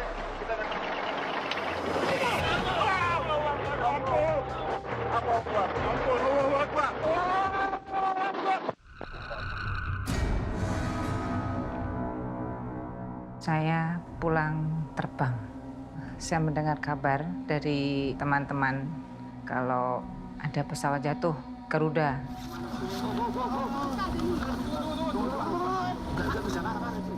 Saya tanya gimana keadaan penumpang dan awak pesawatnya, awak kabinnya. Meninggal semua katanya. Jadi saya kaget. Dwi's career as a stewardess with Garuda had taken off just 3 years before the crash in Medan. Ada yang lagi sedang hamil, ada yang baru merit, kasihan. Saya nggak bisa ngomong. Like Dwi, the rest of Indonesia and the world were desperate for any news and updates. Garuda frequent flyer Robert Chow's aunt and uncle were on the plane. There is no one word can describe about that situation. It's very sad. I was in Jakarta at the time. People are crying, people are cursing. I didn't see much as Garuda take a lot of action for this. I still remember, it's very difficult to find these all Garuda people. They just give you information maybe by phone, but once after a phone call come from Garuda, you keep yelling at them. It's totally messed up that time, really. Garuda didn't just struggle to cope with the crash and keep bereaved families informed. They also struggled to cope with what became a public relations disaster. The accident was not handled very well, very little information was given out, and that the compensation at some point was not deemed to be up to international standards because it was a domestic flight. So there were a lot of issues at that point in time that could have been done better. Between 1982 and 1997, Garuda had suffered 6 major crashes. At a time when it was expanding internationally, the crashes struck a series of hammer blows to its safety records, customer confidence, and balance sheet. Garuda's finances were in disarray. In the first 6 months of 1997, Garuda's losses totaled over a dizzying $45 million. The flag carrier appeared to be spiraling out of control. After the accident in Medan, demand dropped. Prices that Garuda can offer would be lower. So it's very bad news for an airline with, at that point in time, a lot of aircraft to service. With poor crisis management and its finances in a mess, Indonesia's national airline had flown badly off course. Founded in 1949, Garuda Indonesia was born out of a desire to unify a newly independent nation. Formerly known as Garuda Indonesian Airways, Garuda positioned itself as an emblem of Indonesian culture and identity and tried to attract the brightest and the best. Saya tamat dari Flying Academy di Curug. Itu tahun 70. Dan pada saat itu ada seleksi dari Garuda untuk memilih pilot-pilot yang dia sukai. Dari kita 33 orang yang lulus, yang satu angkatan, itu Garuda ambil 10. Jadi itu semacam blessing buat saya. Karena saya diterima di maskapai yang terbaik di Indonesia. Itu Garuda. In the 70s, the Indonesian government embarked on an ambitious economic plan under President Suharto. With 2 oil booms and billions of dollars pouring in from foreign investors, the Indonesian economy was growing, and Garuda was soon soaring high above its competitors. In those days, Garuda's success was largely because it was owned and controlled by the state. Chappie Hakim was the former chief of the Indonesian Air Force and is very familiar with the country's aviation industry. Because Garuda is state-owned company, the route permit is very easy. Not the same if the private sector doing. They got the subsidies from the government. They have the certain procedures that not the same as the other airlines. As a state-owned company, Garuda was insulated from external commercial pressures. And over the next 2 decades, as Indonesia's economy grew in the early 90s, so did Garuda's fortunes. In the 90s, Garuda was actually a strong network. You know, it stretches all the way to Los Angeles in the US on the one end, Australia down, of course, and then on the other to Europe. It flew to several destinations as well. So it definitely had its geographic reach. But the lack of any real domestic competition in the aviation industry was sowing the seeds of Garuda's impending crisis. Garuda has always been holding the monopoly position. The company, I would say, more managed, not marketing oriented. You know, it's more operational, making sure that, you know, flying everywhere. Profitability was not really the objective. The lack of competition bred complacency. Garuda's service to its customers was seriously compromised. Alvin Lee has been flying with Garuda since the 1960s. Service reflects the overall attitude of the people engaged in the airline. So back then, it was customers who need Garuda, not the other way around. The atmosphere is that, well, if you don't want to fly, we have other people who are willing to fly, you know. The plane will be delayed, you pay expensive, the food are lousy. I can't describe it. I mean, you can't eat with that food. You make a complaint, then the cabin crew will give you the complaint form. Please, sir, can you help to fill up? And we will, try to distribute to the management. In 1996, Garuda's senior management tried to compensate for its poor service with newer planes. The airline ordered 23 new Boeing aircraft, which nearly doubled its fleet of long-range jetliners. But despite adding new routes and more flights, its profits were not impressive, even though passenger numbers had gone up. Something was amiss.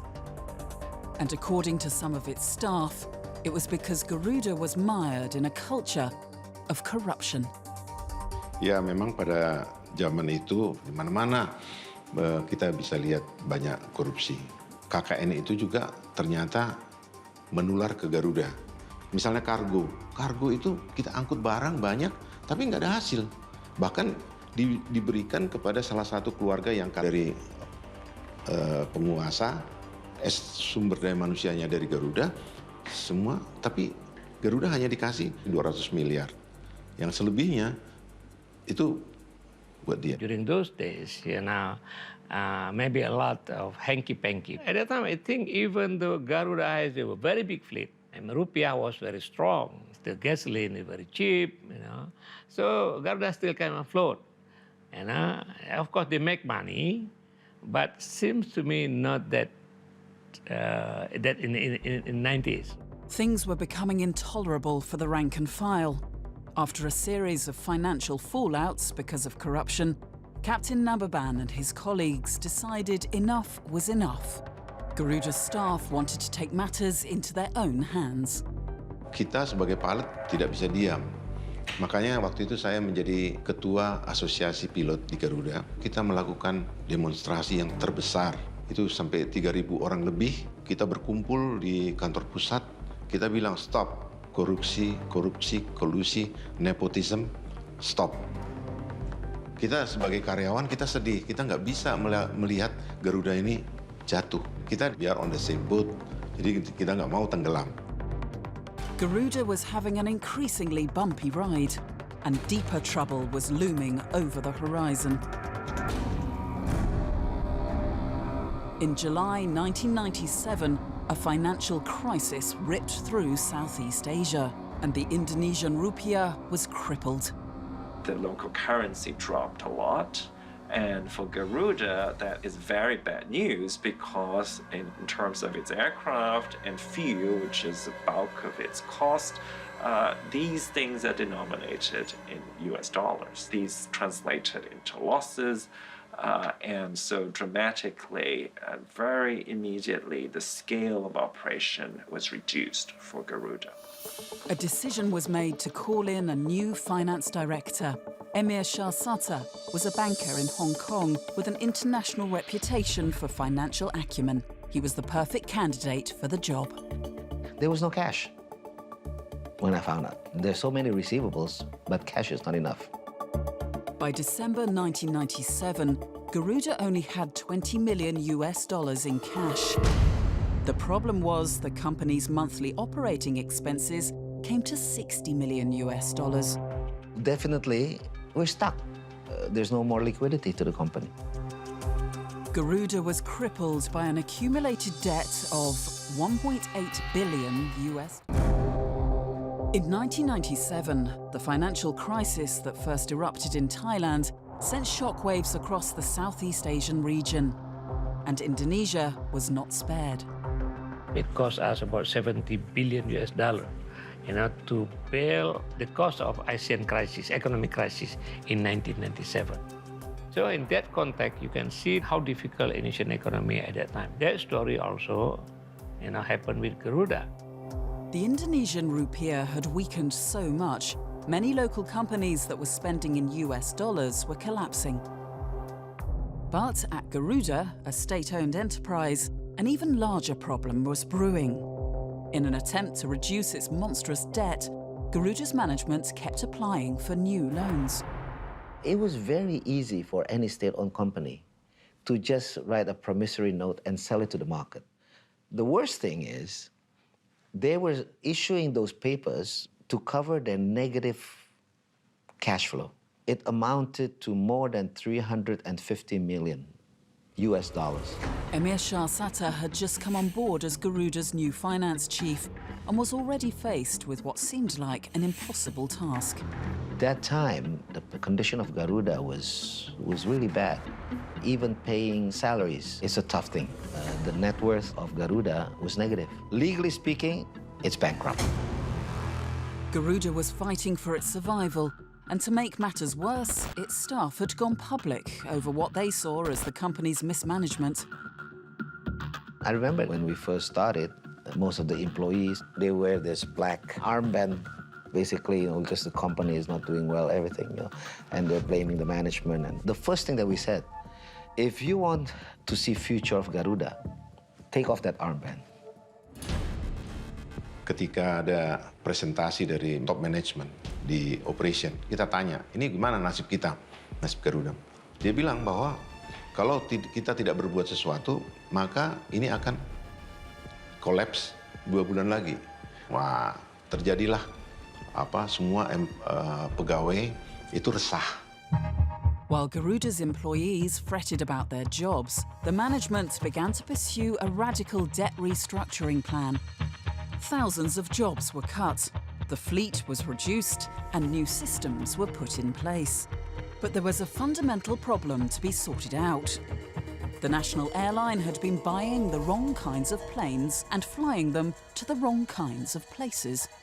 We had to cut the international routes. It's just not the right route structure. For example, we had to stop LA. There's not enough passengers, and then it's not the right type of aircraft. Jadi kami pernah menggunakan misalnya MD-11, MD-11.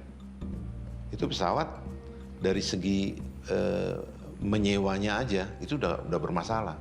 Sehingga kalau kita hitung semua penumpang penuh itu juga break even belum dapat. Sehingga harus ada penumpang yang harus di atas wing. Seolah-olah gitu. Baru bisa. Jadi ini kan sudah salah di dalam mengelola keuangannya. But Garuda's pilots and other employees decided to give the new boss a chance to turn things around. Kita tuh cinta sama perusahaan ini. Ya. Semua yang apalagi tidak mau pindah ke airline lain, itu memang kita loyalty kita tuh udah. Jadi ibarat di sini itu ada logo Garuda. Kita tidak mau ini hanya karena mismanagement. Nah, kita harus bangkit. With a former banker as its financial chief, Garuda's operations were quite ruthlessly streamlined to help keep the company afloat. Immediately, within a few short years, they really shrunk the network. So they've stopped services to the US and then Europe. Everything was cut. So they really focused and shrunk down to the core to serve Asia, East Asia. That was their strategy, to keep it to a minimum to survive. This strategy was helped by something that was working in Garuda's favor, its brand, which was strong within Indonesia, one of the world's most populous countries. But Garuda has very strong asset, which is the brand name of Garuda was very strong. Garuda has a lot of problem, debt and all those things. At least, image for local, for domestic market was very strong for Garuda. It was Garuda's strict downsizing, coupled with its strong brand, that earned the company its first profit in a decade, $62 million US. By 2002, the airline was flying about 6 million passengers a year. it began reopening some of the 17 international routes that it had closed in the wake of the Asian financial crisis. But hopes of a full recovery were about to be cruelly dashed. On 12th October 2002, a bomb went off in the tourist district of Kuta in Bali, leaving more than 200 people dead. The tragedy caused a huge dip in Garuda's passenger numbers. Bali is a very important destination in Indonesia, attracting a lot of tourists, and a lot of flights would fly direct to Bali. So with that incident, visitor numbers dropped and demand for those flights also dropped, so further impacting adversely Garuda's position. And the impact on the quality of the airline's service to its remaining customers was also immediately obvious. I remember very clearly, they have an announcement, it's already been delayed for almost 2 hours. There's nothing actually show up to you about the service or nothing. It's a difficult time for myself as a passenger, since you already pay high of a ticket. Terrorist attacks and other plane crashes may have been unavoidable disasters, but something more sinister was coming over the horizon. Prominent human rights activist Munir Saeed Talib is poisoned on a Garuda flight. And to make things much, much worse, the prime suspect turns out to be a pilot for Garuda, triggering a citywide protest demanding the airline to take responsibility. By 2005, Emir Shah Sattar had taken a new job as CEO of Bank Danamon when he received a phone call. It was a plea from Pak Sugiharto, the Minister of State-Owned Enterprises, to return to Garuda, but this time as the company's Chief Executive Officer. 3 things that I asked from the minister. I get to choose the team. Number 2, I would like the government not to be involved in terms of where Garuda should fly or where Garuda should not fly. Number 3, we need additional capital, about 400 to 450, to strengthen the balance sheet. So that's it. So I finally accepted it. On top of the company's staggering losses, Emir Shah found an appalling PR crisis on his hands. A passenger had been murdered on a Garuda flight, and a Garuda pilot had been identified as its prime suspect. On the first day, after being appointed, right, as a CEO, I met the wife of Munir and all those activists because they feel that Garuda is responsible. So I met them and I listened to a request and I say, okay, as of today, I'm going to open a Munir desk in Garuda because I said I will cooperate for whatever it is. Managing the Munir scandal was just part of the challenge. The new CEO realized that if he didn't take drastic steps, the whole airline could be grounded for good. In my first few weeks in Garuda, my first task is just like this. For the company, make sure that there is enough cash flow to support the needs. The salary, the operation, we identify these things. And that is in 1 week we sat down in terms of making sure about what are the priorities. Garuda's new CEO was making effective changes from the start. And his employees could see that. Ditunjukkan, diperlihatkan, dibuktikan dengan Pak Emir kalau saya bisa jadi pimpinan dari Garuda. Pada saat itu kami banyak benar permintaan yang paling utama ya kenaikan salary itu aja. Iya, saya nggak meminta lebih. Ya saya minta itu manajemennya diperbaiki. Itu aja. But fixing the management issues was only step 1. Dealing with the airline's debt was a competing priority. By December 2005, Garuda's debt had mushroomed to more than $800 million, 2/3 of which was owed to European export credit agencies.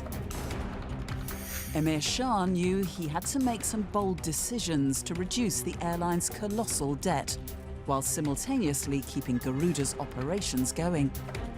It was a catch-22.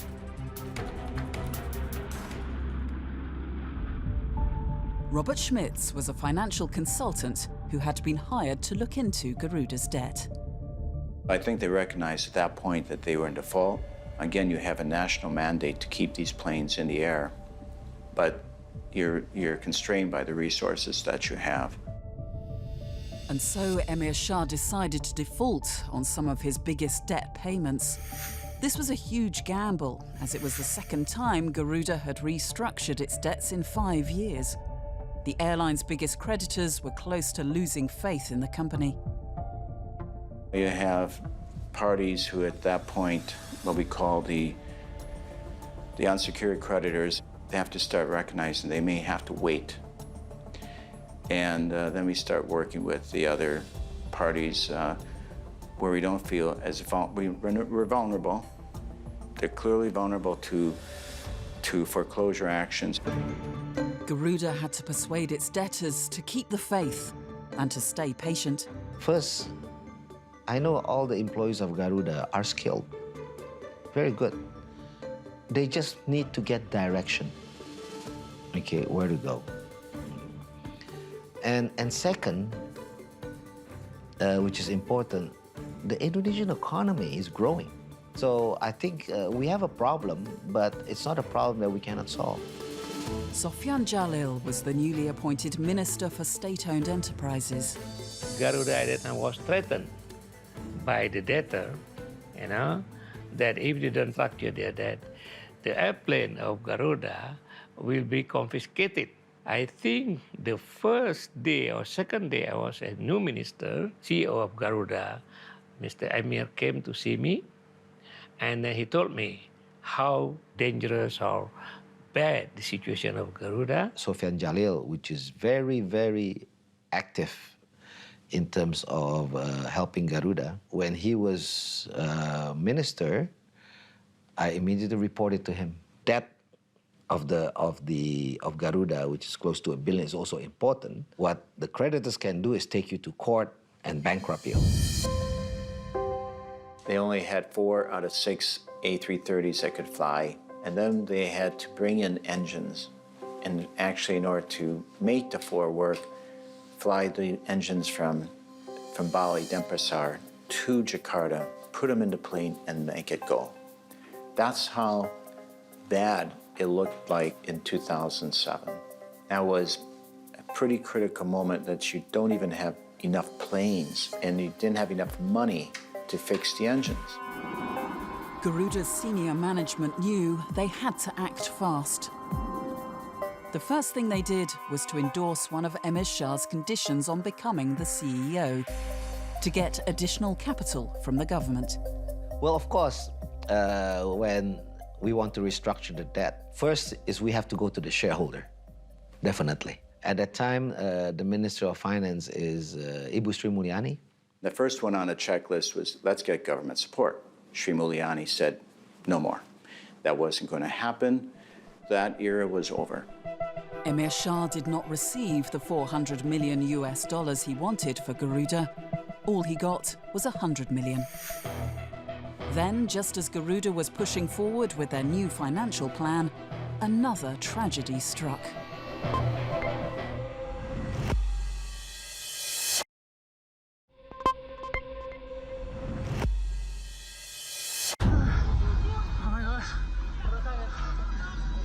On 7th March 2007, Garuda flight GA200 overran the runway, crashed into a rice field and burst into flames while landing at Adi Sucipto International Airport in Yogyakarta.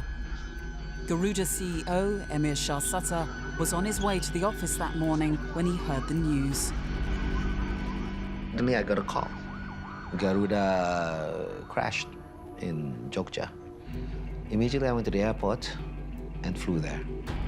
I mean, I would say that was a very, very traumatic experience, you know, because the difference, you know, if something goes wrong, is the lives.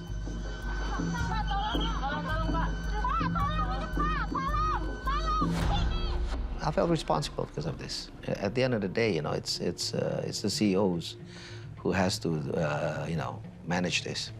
So we set up immediately the team, so everybody knows who should approach the families, authorities, and then everything. 21 passengers and crew died in the crash. A Transport Safety Committee report revealed that the pilot of the Garuda aircraft had ignored 15 warnings as he descended far too quickly. But Garuda Flight GA200 was not the only Indonesian airline involved in an accident that year. On New Year's Day, an Adam Air budget flight disappeared from the radar off the Indonesian island of Sulawesi and killed 102. Indonesia's air safety records have become one of the worst in the world, and it now led to a crippling ban by the European Union on most Indonesian airlines from flying to Europe. In 2007, the budget airline business was taking off in this part of the world. It suddenly increased in demand for pilots, led to the fact that they're not getting the adequate training. As a result of that, a number of international investigative authorities also looked into this. They thought, well, this is actually a serious matter, and actually eventually led to the EU authority actually banning Garuda from flying to all or any parts of the European Union.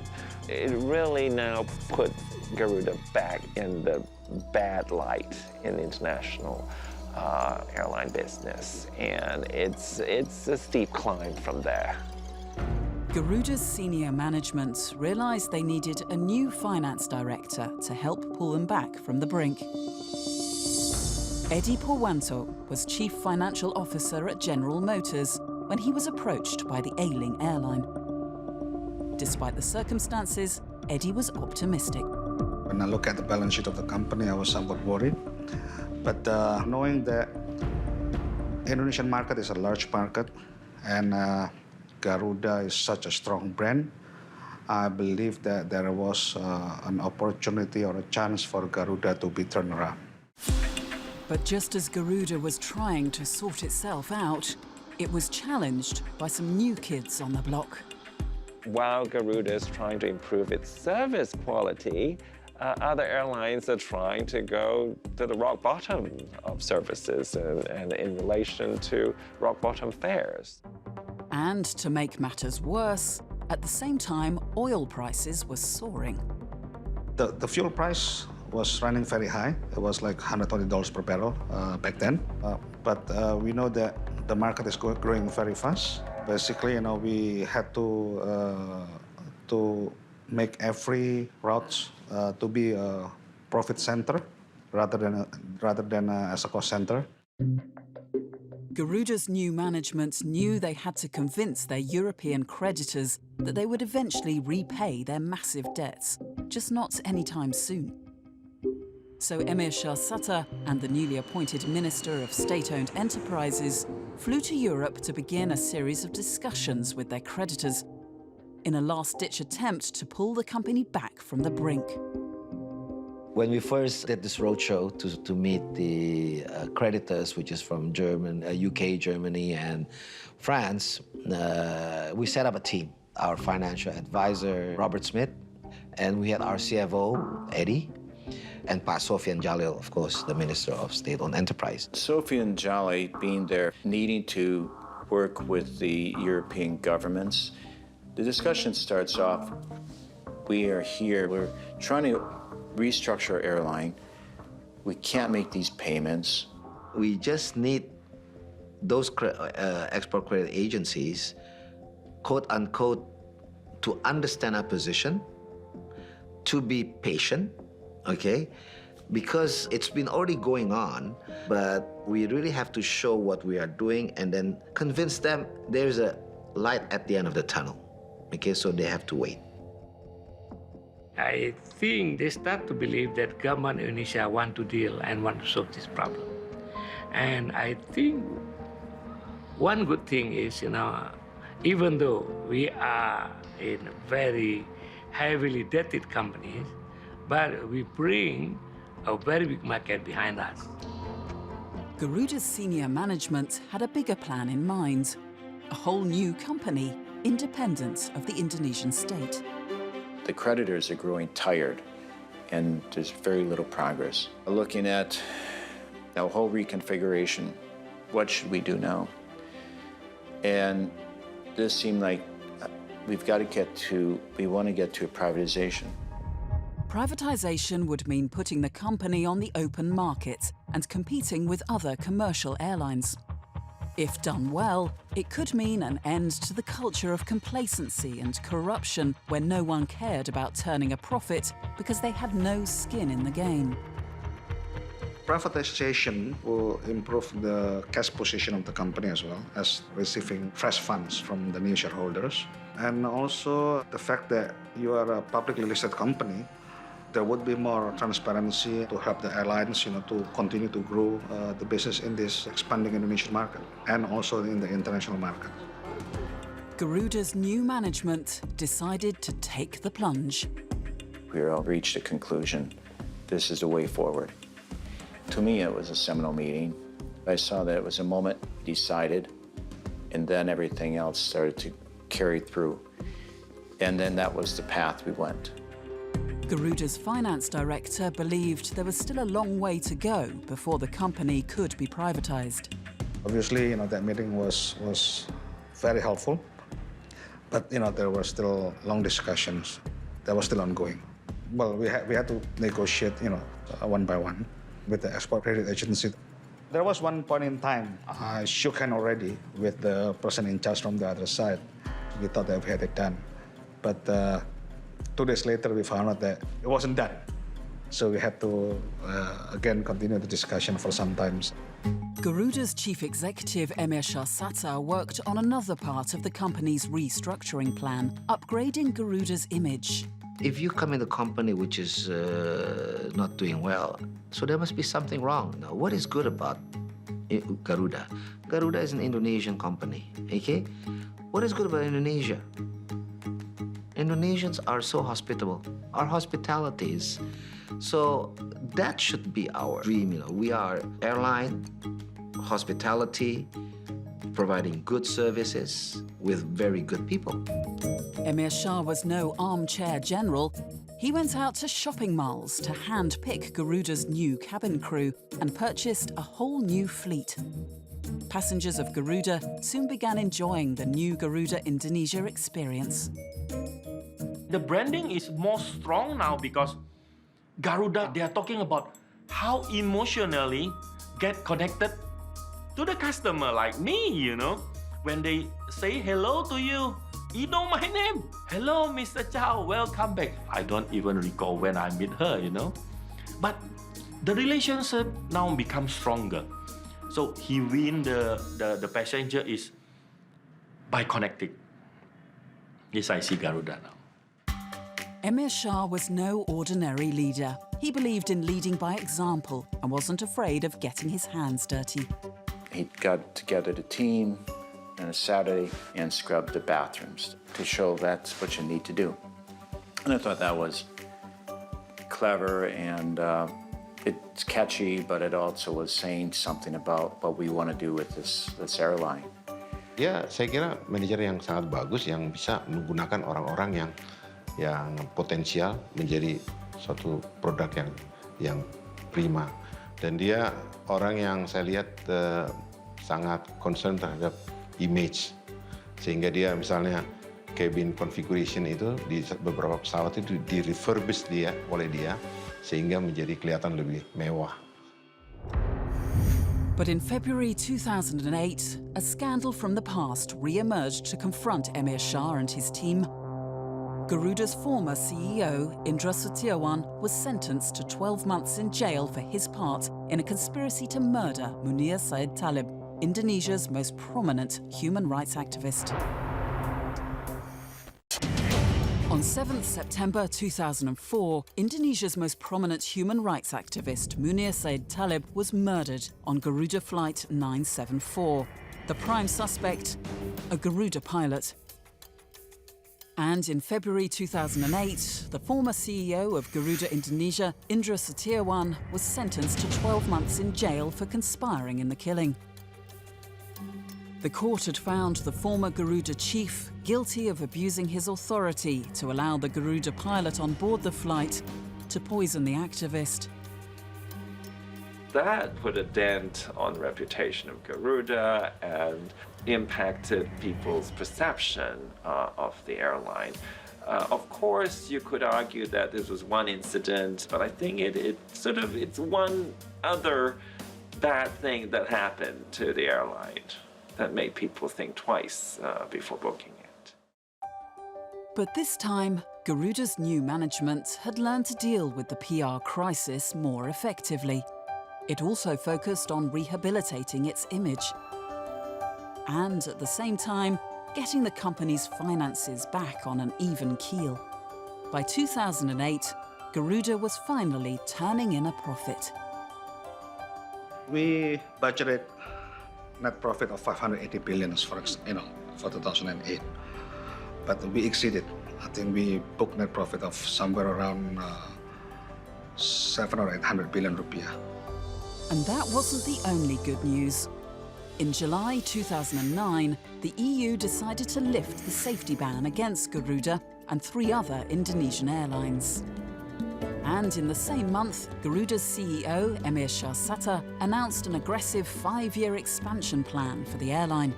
It involved newer planes and an image overhaul, including a new logo and staff uniforms. Passengers like Robert Chow were impressed. When they declare like, now we're going to buy a new fleet. We're going to scrap all these 737 Classic. For me, as an aviation lover, I really like it. I told myself, I make it. Why? I stay together with Garuda. I'm become their loyal customer. On 11th February 2011, the airline made its debut on the Indonesia Stock Exchange. I think the privatization for Garuda in 2011 is a major milestone because for many decades it's a government operation. Finances were not really open to scrutiny. So it was a major endorsement for the company, for the transformation plan that took it since the mid-2000s and so on, all the way to the lifting of the EU's ban. It really says a lot about the actions of the managers and every staff members there as well. It was a brand new era for Garuda. In 2012, after decades of developing its brand at home, the household name attempted to spread its wings internationally. It did what many other airlines in the world were doing at that time, sponsor an English football club. Sharing the same passion brings people around the world together as one family. And it didn't take long for the awards to come rolling in. In 2014, Garuda was one of only 7 international airlines to be given a 5-star rating by Skytrax, an international body that ranks airline services. The 5-star rating speaks volumes of what Garuda has accomplished because only fewer than, I believe, 10 airlines around the world were actually accorded this 5-star ratings.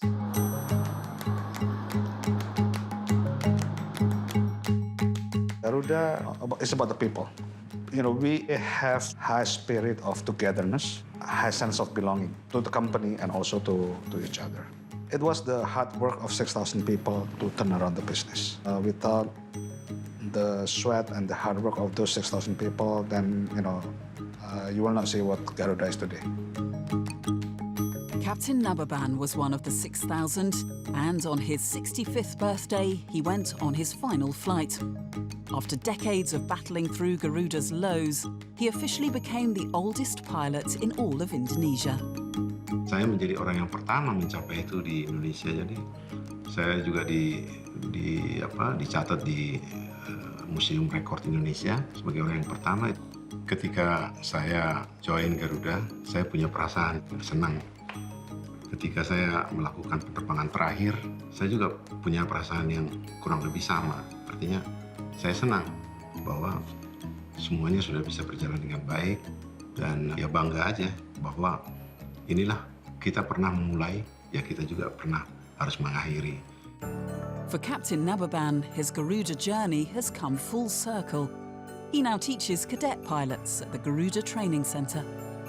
Yang saya harapkan dari mereka, karena mereka menjadi duta dari perusahaan, mereka harus tampil selalu prima dan profesional. Today, Garuda is one of the world's most loved airlines, with the highest satisfaction rating among over 400 carriers around the world. It's been a long road from near bankruptcy. The days of bad meals and lousy customer service are finally behind them. I'm happy to see, where Garuda is today. I believe that Garuda will continue to strive in Indonesia as well as regionally. I think where they are today versus where they were is a different ballgame. They now have stronger balance sheets, and the Indonesian market will continue to grow. And also the Asia-Pacific market will continue to be a lucrative market for the airlines. In keeping with the glossy image of their adverts, the experience for Garuda's loyal passengers was being similarly transformed. Flying with Garuda is must for me. I always say to my children, be proud when people ask you, which airline are you coming from? Garuda, sir. This is national airline. And this national airline is served by a team of employees who only wanted to do their best. From fighting against corruption to receiving late monthly salaries, Garuda staff battled through the turmoil. Ya karena saya pengen Garuda jangan sampai jatuh. Garuda jangan sampai tenggelam, harus tetap semangat, harus membawa nama Garuda itu sampai orang mengetahui ini loh Garuda. Sekalipun ada masalah di dalam, tapi Garuda tetap berjalan, tetap terbang. I would say why Garuda can get out of this bankruptcy is because the commitment of everybody in Garuda. Our philosophy in working, we say one team, one spirit, one goal. I'm here, but I cannot do it myself. And all of this, what's happening, is because of Garuda's employees. If not, Garuda won't be here. On behalf of Garuda Indonesia, the entire crew are very happy to welcome you on board. Thank you, and we wish you a pleasant flight.